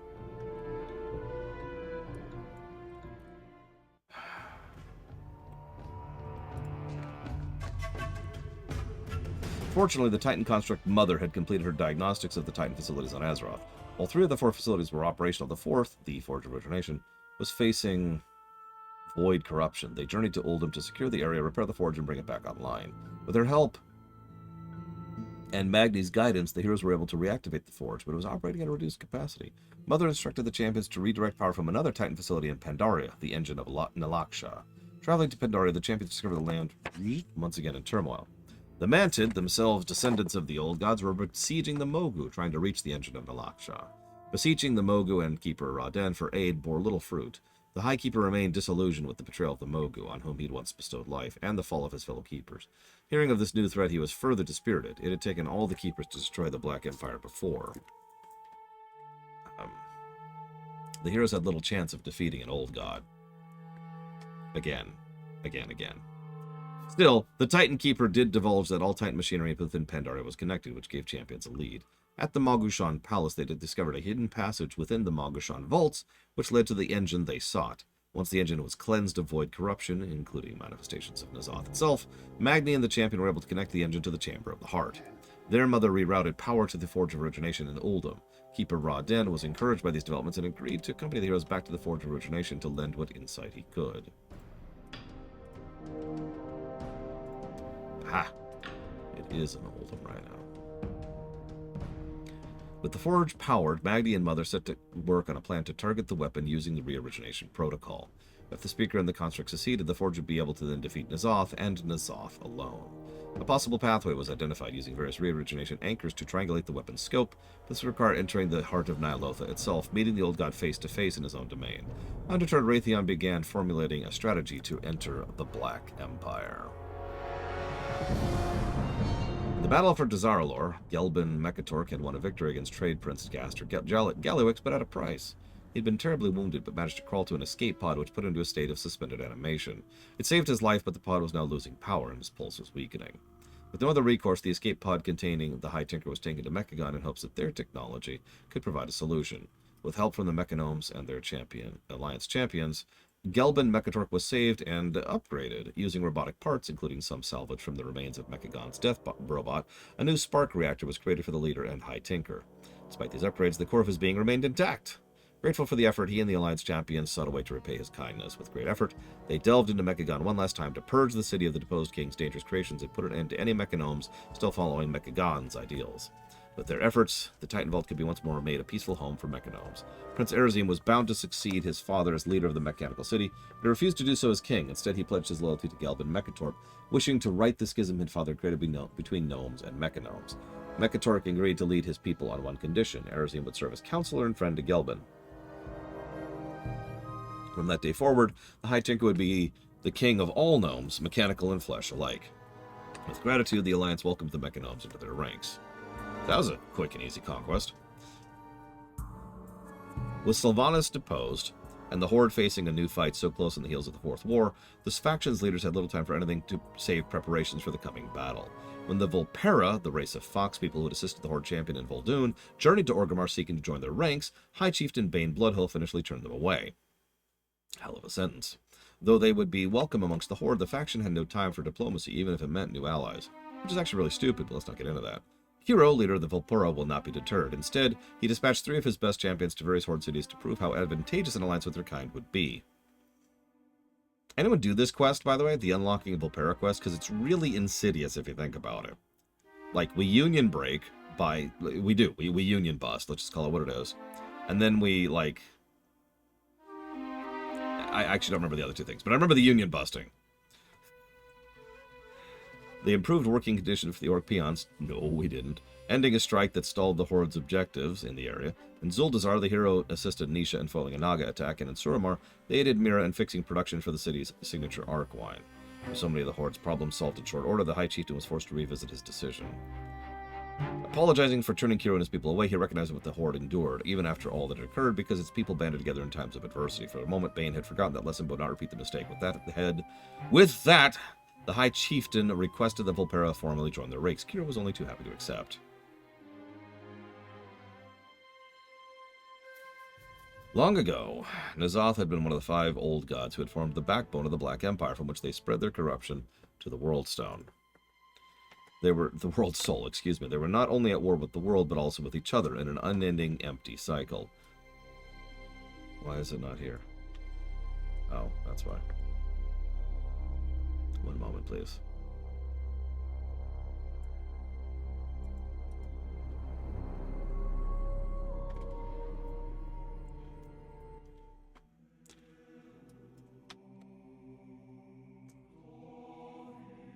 Still?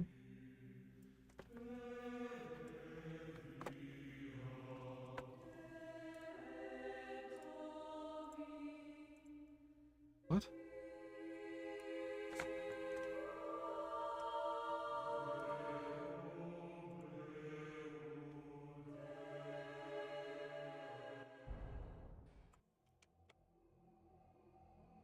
Where's Ny'alotha?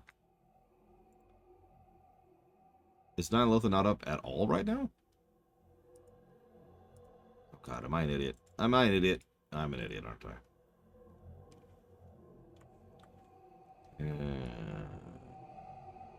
Okay, whatever.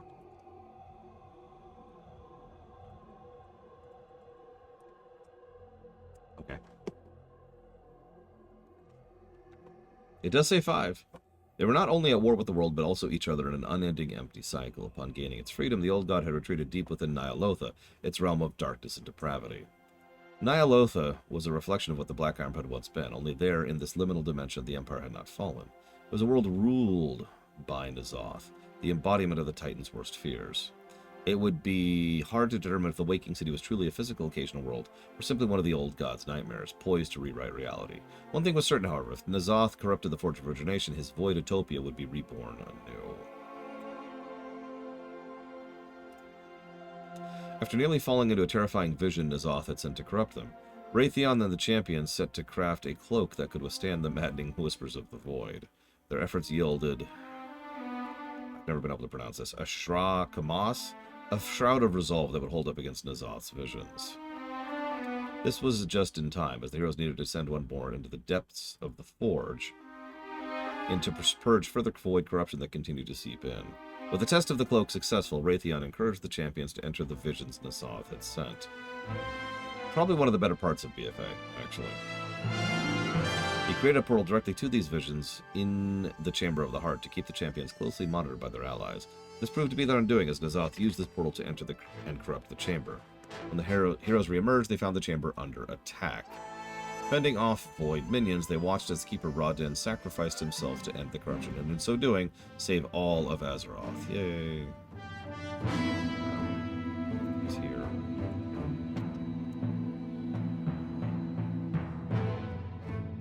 High Keeper was alive, of course, but in Ny'alotha. It was time to take the next step, confronting N'Zoth in his own horrific realm. Raytheon accompanied the champions as they entered the Nightmare's world, the re-origination anchors in tow.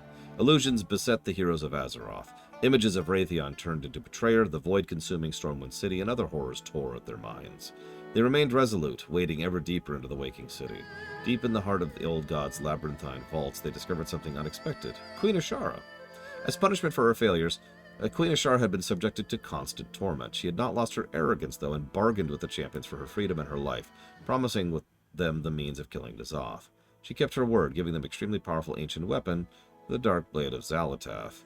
The weapon contained sufficient power to shatter N'Zoth's outer carapace. Without the blade, even the Forge of Origination might be enough to defeat the old one. With the dagger in their possession, the champions continued.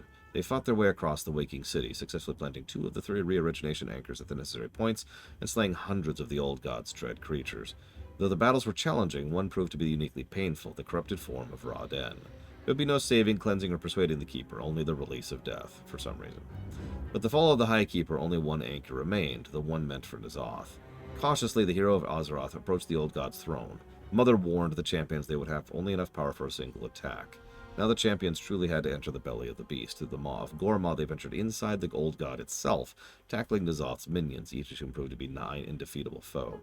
It was Raytheon who took Xal'atath and, shifting from human form to dragon to visage again, flew past the grasping tentacles to plunge the blade into the old one's carapace.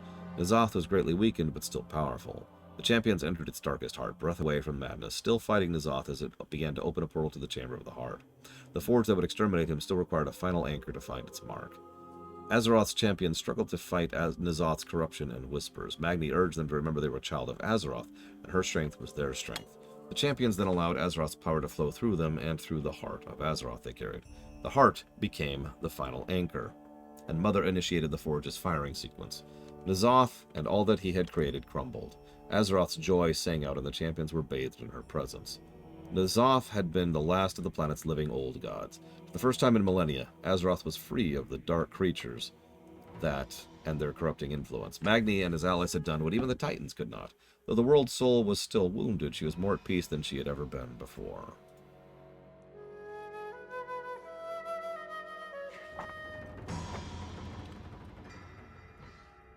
Hey, Black Empire, finally. Entirely too late. Let's see, we killed Cthulhu. So Y'Sharaj was killed by Aman'Thul, I think. The Titans. And then we have... Ooh, nice counts. Then we have... we killed Cthulhu, and then we killed Yogg-Saron. Then I guess we killed G'huun. I don't know if he even counts. And then we killed... N'Zoth. That's the full list. Shortly after the death of N'Zoth, the leaders of the Alliance gathered in the city of Stormwind to make an announcement. They had signed an armistice with the leaders of the Horde. The Fourth War was officially over. Woo! The Horde and Alliance were once again at peace. Most of Stormwind's citizens celebrated, but not all those who were present at the announcement were satisfied with terms of the agreement. The armistice made few demands of the Horde, did not insist the Horde give up any of the territories they had held prior to the war, nor did the Horde provide any information as to where Sylvanas might be. The Horde was hunting her themselves. Many of those who were hit hardest by the war resented the fact that their kind had not insisted on retribution. We must have retribution. It's very important, okay? We need to punish people when we beat them. Don't forget that. Tyrande Whisperwind was among the agreement's chief protesters. The Night Warrior wanted vengeance. She would only accept a peace treaty written in the blood of the Banshee Queen. In fury, Tyrande... That's funny when you think about it. Tyrande...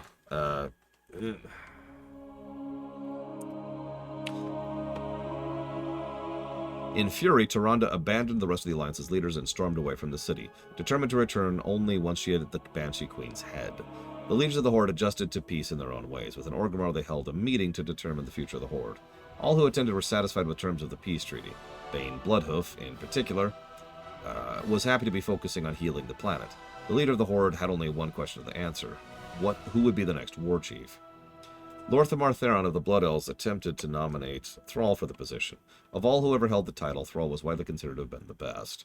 However, the Orc Shaman had no desire to lead the Horde again. He did, however, offer another suggestion. Abolish the position of war chief. Many Horde leaders had abused the power given to them, leading the Horde into dark places of their own selfish ends. The only way to ensure that another corrupt war chief would never arise was to eliminate it. The attending leaders all agreed. On that day forward, they would govern the Horde as a group, as a council. The future of the Horde would be decided communally by its greatest heroes. The people of the Horde rejoiced at the announcement of the council, and for the first time in years it seemed that all of Azeroth was at peace. Now, I did something earlier. I want you to look at something really quick here.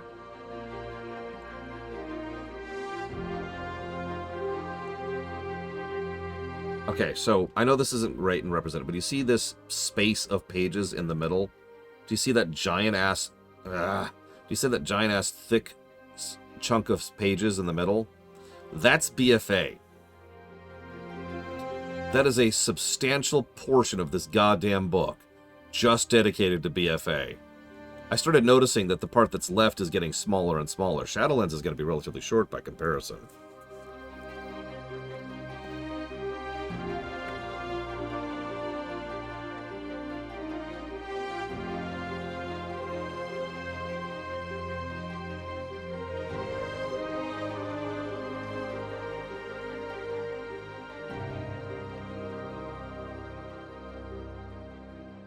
I mean, BFA was considered the default expansion for a long time, and that's only been fixed as recently as this week. So,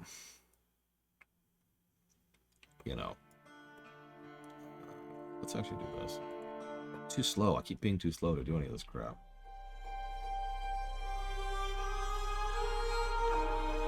In the wake of the Fourth War, the Horde and Alliance had kept their armistice, but there were still conflicts occurring. The Night Elves refused to participate in the agreement and remained hostile to the Horde. Tyrande retained her power as Elun's avatar, the Night Warrior, and vowed to do so until her people had their revenge. It seemed all Azeroth could unite on one front, however, the urgent desire to find Sylvanas Windrunner and beat the crap out of her. As the de facto leader of the Alliance, Anduin Wrynn instructed Matthias Shah to assign as many SI-7 agents as possible to achieving this goal. He worked closely with Illyria Windrunner, hoping the Banshee Queen's sister might have some insight into her patterns of behavior, but Sylvanas had become a mystery to those once closest to her. Similar inquiries were launched by the Horde, proving equally fruitless. It's as if Sylvanas had vanished into thin air. While capturing the deposed war chief remained a top priority, the Horde had other pressing matters. During one of the Horde Council's first meetings, an assassin attempted to take the life of Queen Talanji. It was only narrowly prevented by Zakan, the young Darkspear troll who had been mentored by Varrock. That's an interesting question, Ross. That's an interesting question, and that's how I'm going to answer that. The Zandalari Queen had been considering leaving the council together. She was not supportive of the armistice, which denied her vengeance for her father's death. The assassination attempt was the final straw. The young queen returned to her throne in Zandalar, where she would consider severing all ties to the Horde.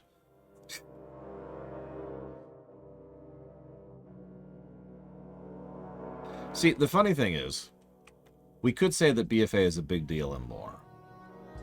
But if I were to sit down and really think about it, the number of things that really mattered in BFA, the number of things that matter outside of BFA, is pretty small.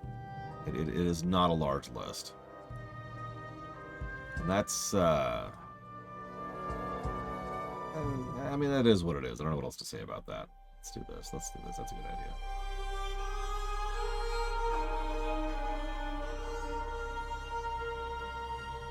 Desperate to retain their new ally, the Horde Council launched an investigation into the assassination, appointing Zakan as their ambassador. Looking into the... and dispatching him to Zandalar. The assassination attempt had been instigated by a group calling themselves Widow's Bite. The trolls disproved of their queen's association with the Loa of Death and tried to kill Talanji a second time. Seeing a valuable deal in danger, Bwonsamdi reached out to Zakan. The Loa wished for Zandalar to stay with the Horde, and Zakan agreed to do his best to ensure that outcome. With help from Turellian, Alleria redoubled her efforts to locate Sylvanas, even using her void abilities to torture suspects for information. Though Turellian would use the light to heal them afterwards, Jaina Proudmoore was deeply distressed by their methods and even reported them to Anduin. Still, Jaina could not argue with the results. Turellian and Alleria had discovered that Sylvanas' Dark Rangers were operating in Zandalar. Passing this information off to the Horde, Thrall met with Talanji to inform her. The Queen was horrified, particularly as she learned that the Dark Rangers, including Sylvanas' champion Nathanos, bolstered the Widow's Bite rebels under Sylvanas' direct orders to slay Bwonsamdi, Talanji's patron.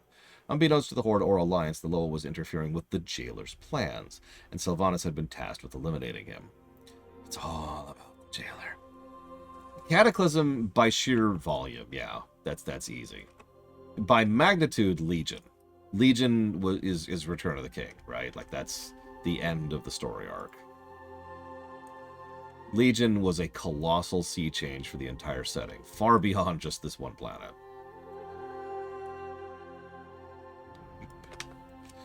Anyways, let's actually go over here. Talanji vowed to rid the island of her enemies, beseeching the Horde for help. Darkspear chieftain Rokon answered the call, as he had throughout the Fourth War. Amid final preparations, Bwonsamdi surprised the Queen by agreeing to release her from her deal with the Fathermaid, knowing if the Loa weakened further, her life would be imperiled. Talanji was moved by Bwonsamdi's actions and newly empowered to defeat all who stood against her. The Troll Queen and her army faced the rebels at the necropolis of Bwonsamdi. The battle was hard fought, but the Queen's forces, in partnership with the Horde, forced the Widow's Bite to yield. You're probably wondering why I'm here. Yeah, we dismantled the galaxy-wide demonic crusading army. Yeah, we made a big impact on Legion. Anyways, it would be some time before the Horde and Alliance would see the full picture of what Sylvanas was at. Hang on, I'm sorry, I actually skipped a paragraph. I apologize. In the aftermath of the battle, Talanji met with Bwonsamdi to reinstate their agreement with some revisions. He would remain her Loa, but Bwonsamdi would relinquish his say in some matters so that other Loa could shape Zandalar's future. Loa suspected a trick, but he agreed to these terms. In a gesture of goodwill, he summoned the spirit of Rostakon, granting the late king a chance to speak with his daughter. Their meeting healed the bond between father and daughter that had been broken during the Fourth War. Knowing her father was at peace and seeing the value of her partnership with the Horde, Talanji and her island kingdom pledged themselves anew to the Horde Council. It would be some time before the Horde and Alliance would see the full picture of what Sylvanas was after in Zandalar. You see, Bwonsamdi ruled over the other side, a unique pocket dimension specific to the trolls within the Shadowlands. With the Fourth War, so many trolls had died, and Bwonsamdi had done his best to keep his newly dead followers from slipping into damnation. Sylvanas had taken note of this and knew that with just a single stroke, she could restore these souls to their rightful place in the Jailer's realm. Frustrated by her champion's failure in Zandalar, Sylvanas moved to the next phase of her plan.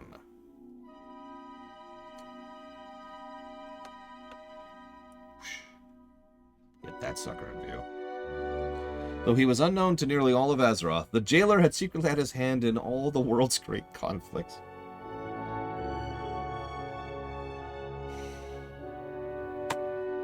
It was he who had ordered the forging of the runeblade Frostmourne in the Helm of Domination, the latter of which enabled the Lich King to control the Scourge. I'm sorry, for those of you unfamiliar with Warcraft lore, the Jailer is the single worst thing to ever happen to this entire franchise. You remember the Sister of T'Kuvma over in Star Trek Online? The Jailer is the only individual character I can think of who might challenge the number of negatives we gave to one character, which was, again, Sister of T'Kuvma. The Helm had been infused with a powerful domination magic, a magic specifically created to bind the Jailer in the Maw. As such, it had a close connection with the Shadowlands, the Realms of Death. While her agents were at work in Zandalar, Sylvanas had traveled to Icecrown Citadel, where Bolvar Fordragon, the current Lich King, third Lich King, sat upon the frozen throne. For Bolvar, the Helm was a prison. It exhausted all his own energy, simply keeping the Scourge under control. Neither he nor his undead minions were any match for Sylvanas, whose dick is just so big, you can see it from space! Sylvanas easily brought the third Lich King to his knees and seized the Helm of Domination. Despising everything it stood for, she tore the helm apart. The resulting explosion could be felt on the other side of Azeroth, so powerfully it shattered the border between life and death, creating an ominous rift in the skies of Azeroth. Through that opening, the Maw itself could be glimpsed, staring down at the world.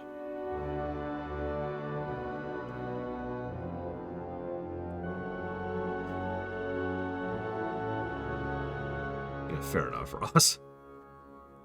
It's funny you say that, Spokov, so you ready for this? Check this out. Though this tome previously set forth the creation of the physical universe, the Pantheon of Death believed differently. A myth had taken root in the Shadowlands, centered around the group of mysterious and enigmatic beings known as the First Ones. Their number varies according to perspective, but the Eternal Ones believe there to be 6: light, shadow, order, disorder, life, death. Some believed in a 7th power, but its nature was unclear. The First Ones existed in constant conflict with one another until opposition became balance, and battle became creation. A design was formed, a pattern was drawn, and each gave something of itself to this manifestation. These interactions birthed children of their kind who existed similarly in both harmony and discord. Within this mythos, the denizens of the Shadowlands believed every sentient creature in the universe sprang from the original patterns forged by the First Ones. The belief holds that these beings created the Titan pantheon, the Old Gods, and the Naru. They supposedly formed the realms of the living and the dead, the Shadowlands, and its pantheon, the Eternal Ones. The Eternal Ones ruled the Shadowlands with strict adherence to the intentions of these mythic beings. Stewardship of the 4 most significant and vital of Death's infinite afterlives were granted to 4 of the Eternal Ones. The final of the Pantheon, Zovaal, the most powerful of them all, stood judge over the souls of the dead. As arbiter, Zovaal diligently evaluated and consigned the spirits of the deceased to the appropriate afterlives. As part of that duty, he experienced everything a soul had undergone in life. In doing so, he gleaned much knowledge about the physical universe and mortals. The more Zovaal learned, however, the more fearful he became. He foresaw the entirety of creation imperiled by an unseen power and became convinced the forces of death as they now existed, fractured, would be insufficiently prepared to face it. He brought these concerns to the other Eternals, but they disagreed. If such a threat existed, they expected their deities, the First Ones, would have already formed all creation, including death, in such a manner as to counter it. Even in the face of their dismissals, Zovaal remained resolved. If his fellow Eternal Ones would not aid him, he would proceed without them. He would take it upon himself to destroy the Shadowlands as they were and reforge them anew, strong and unified. A. Raytheon, and B.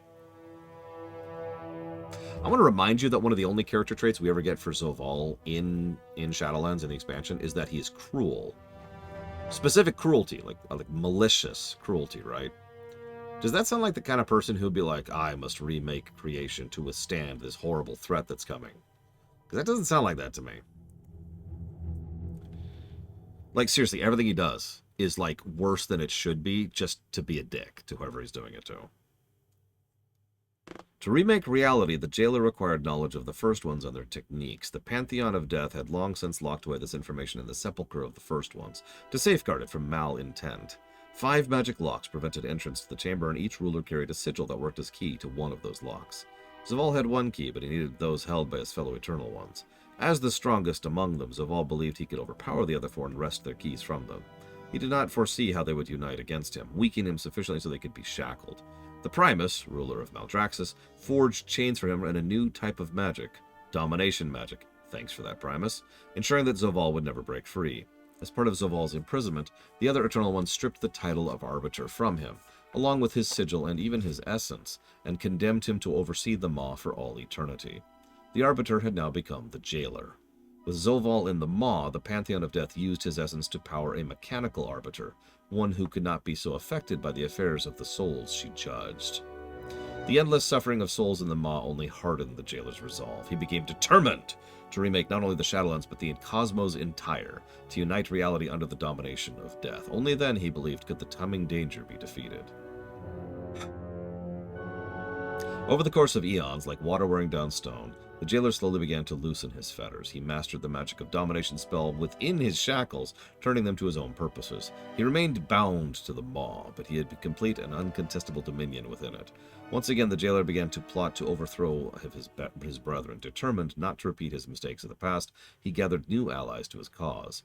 With sufficient army of Maw-sworn, broken souls twisted to his will, the jailer knew he could not be defeated. As his power grew, more allies bound beyond the bounds of the Maw flocked to his cause.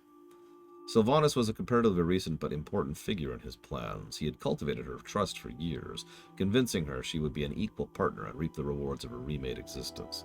The Banshee Queen did not know the jailer's true history nor the full extent of his plan, assuming they shared the goal of liberating souls who had been unfairly and cruelly treated.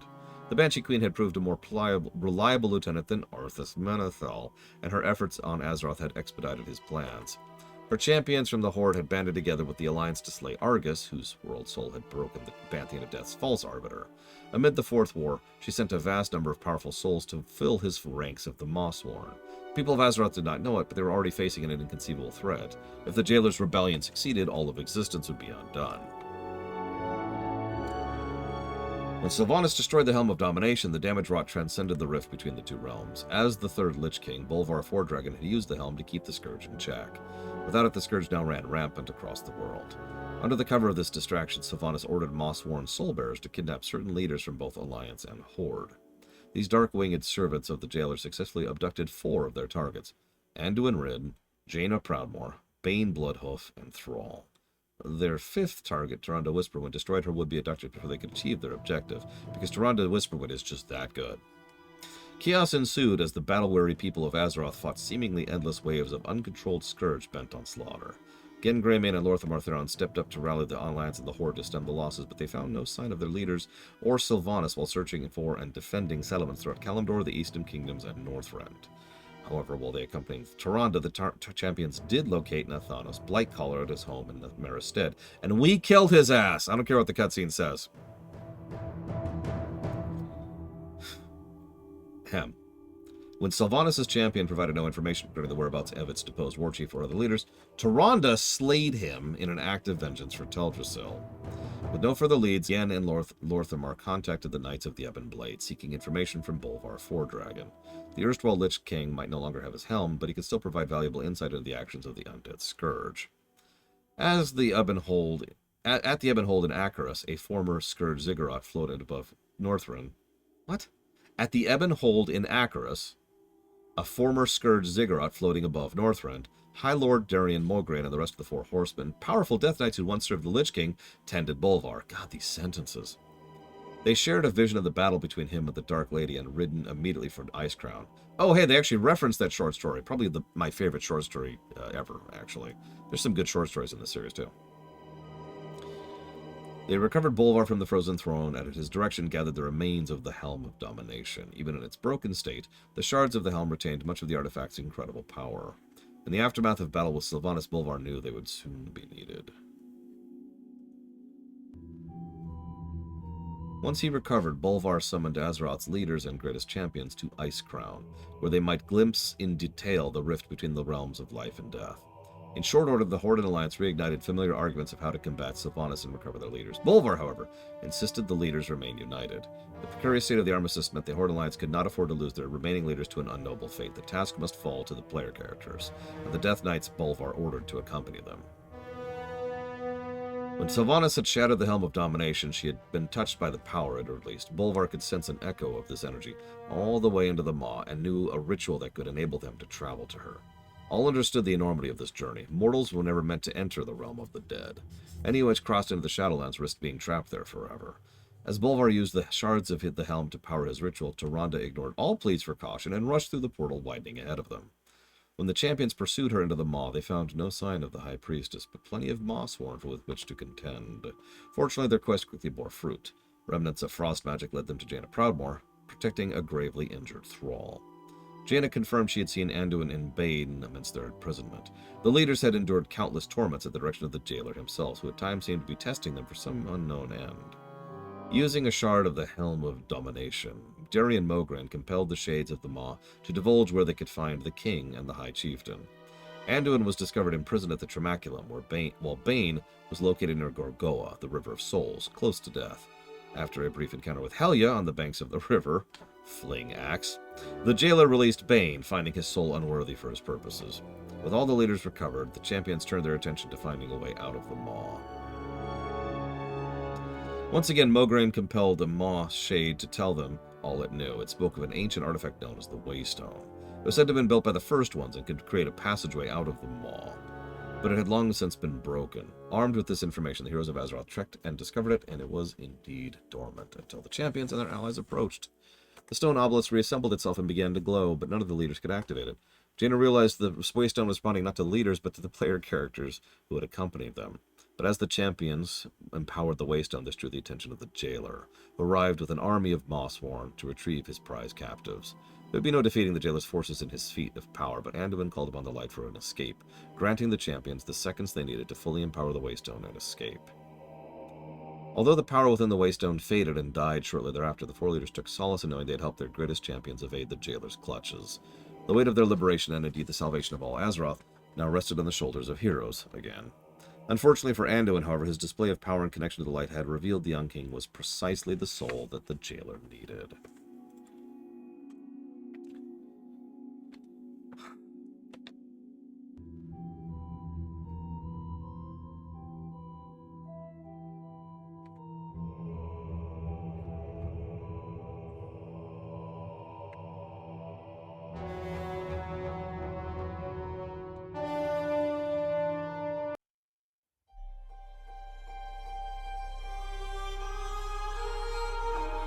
One moment, please.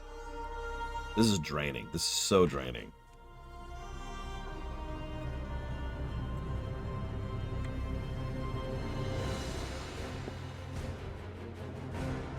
You don't have to actually go all the way to the end. That's the thing. But I still have 37 pages to get through.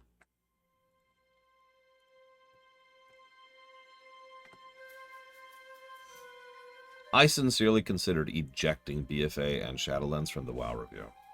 I really thought about it. I put real thought into it. And it's dinner time.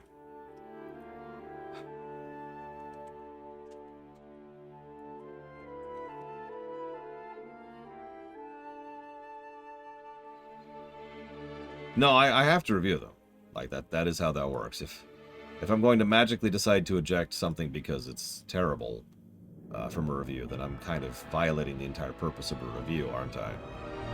Also, that would invalidate a lot of previous reviews, too. So no, we have to cover them. But I want you to understand, I put real thought into ejecting them.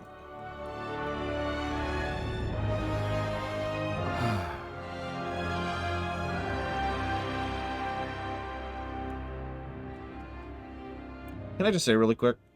Can I rant for just a second? This is the most boring goddamn city in the game. Tell me the one thing that Blizzard has always nailed consistently.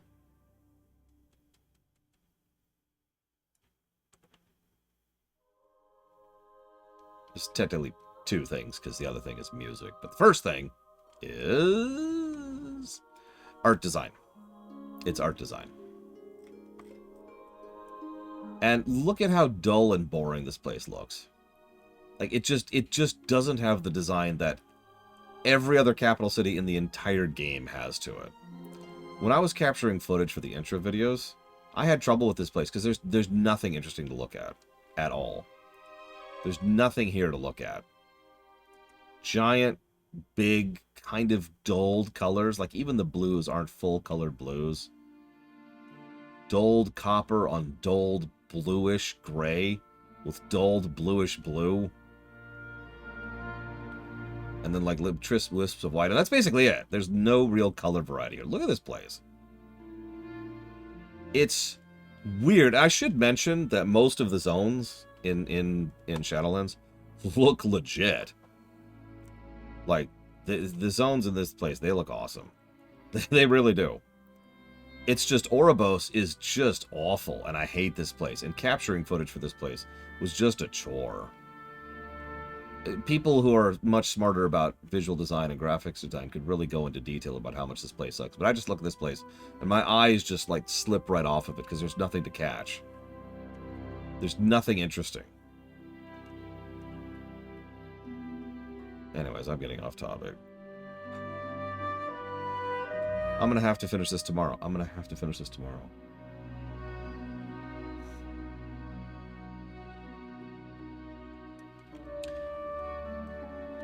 Alright.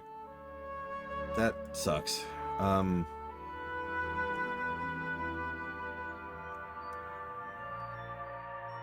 don't even want to read it. I don't even want to read it. All right, I'll figure out what I'm doing. I'll come back to this. One way or another, there will be another stream. We will finish Shadowlands in this stupid book.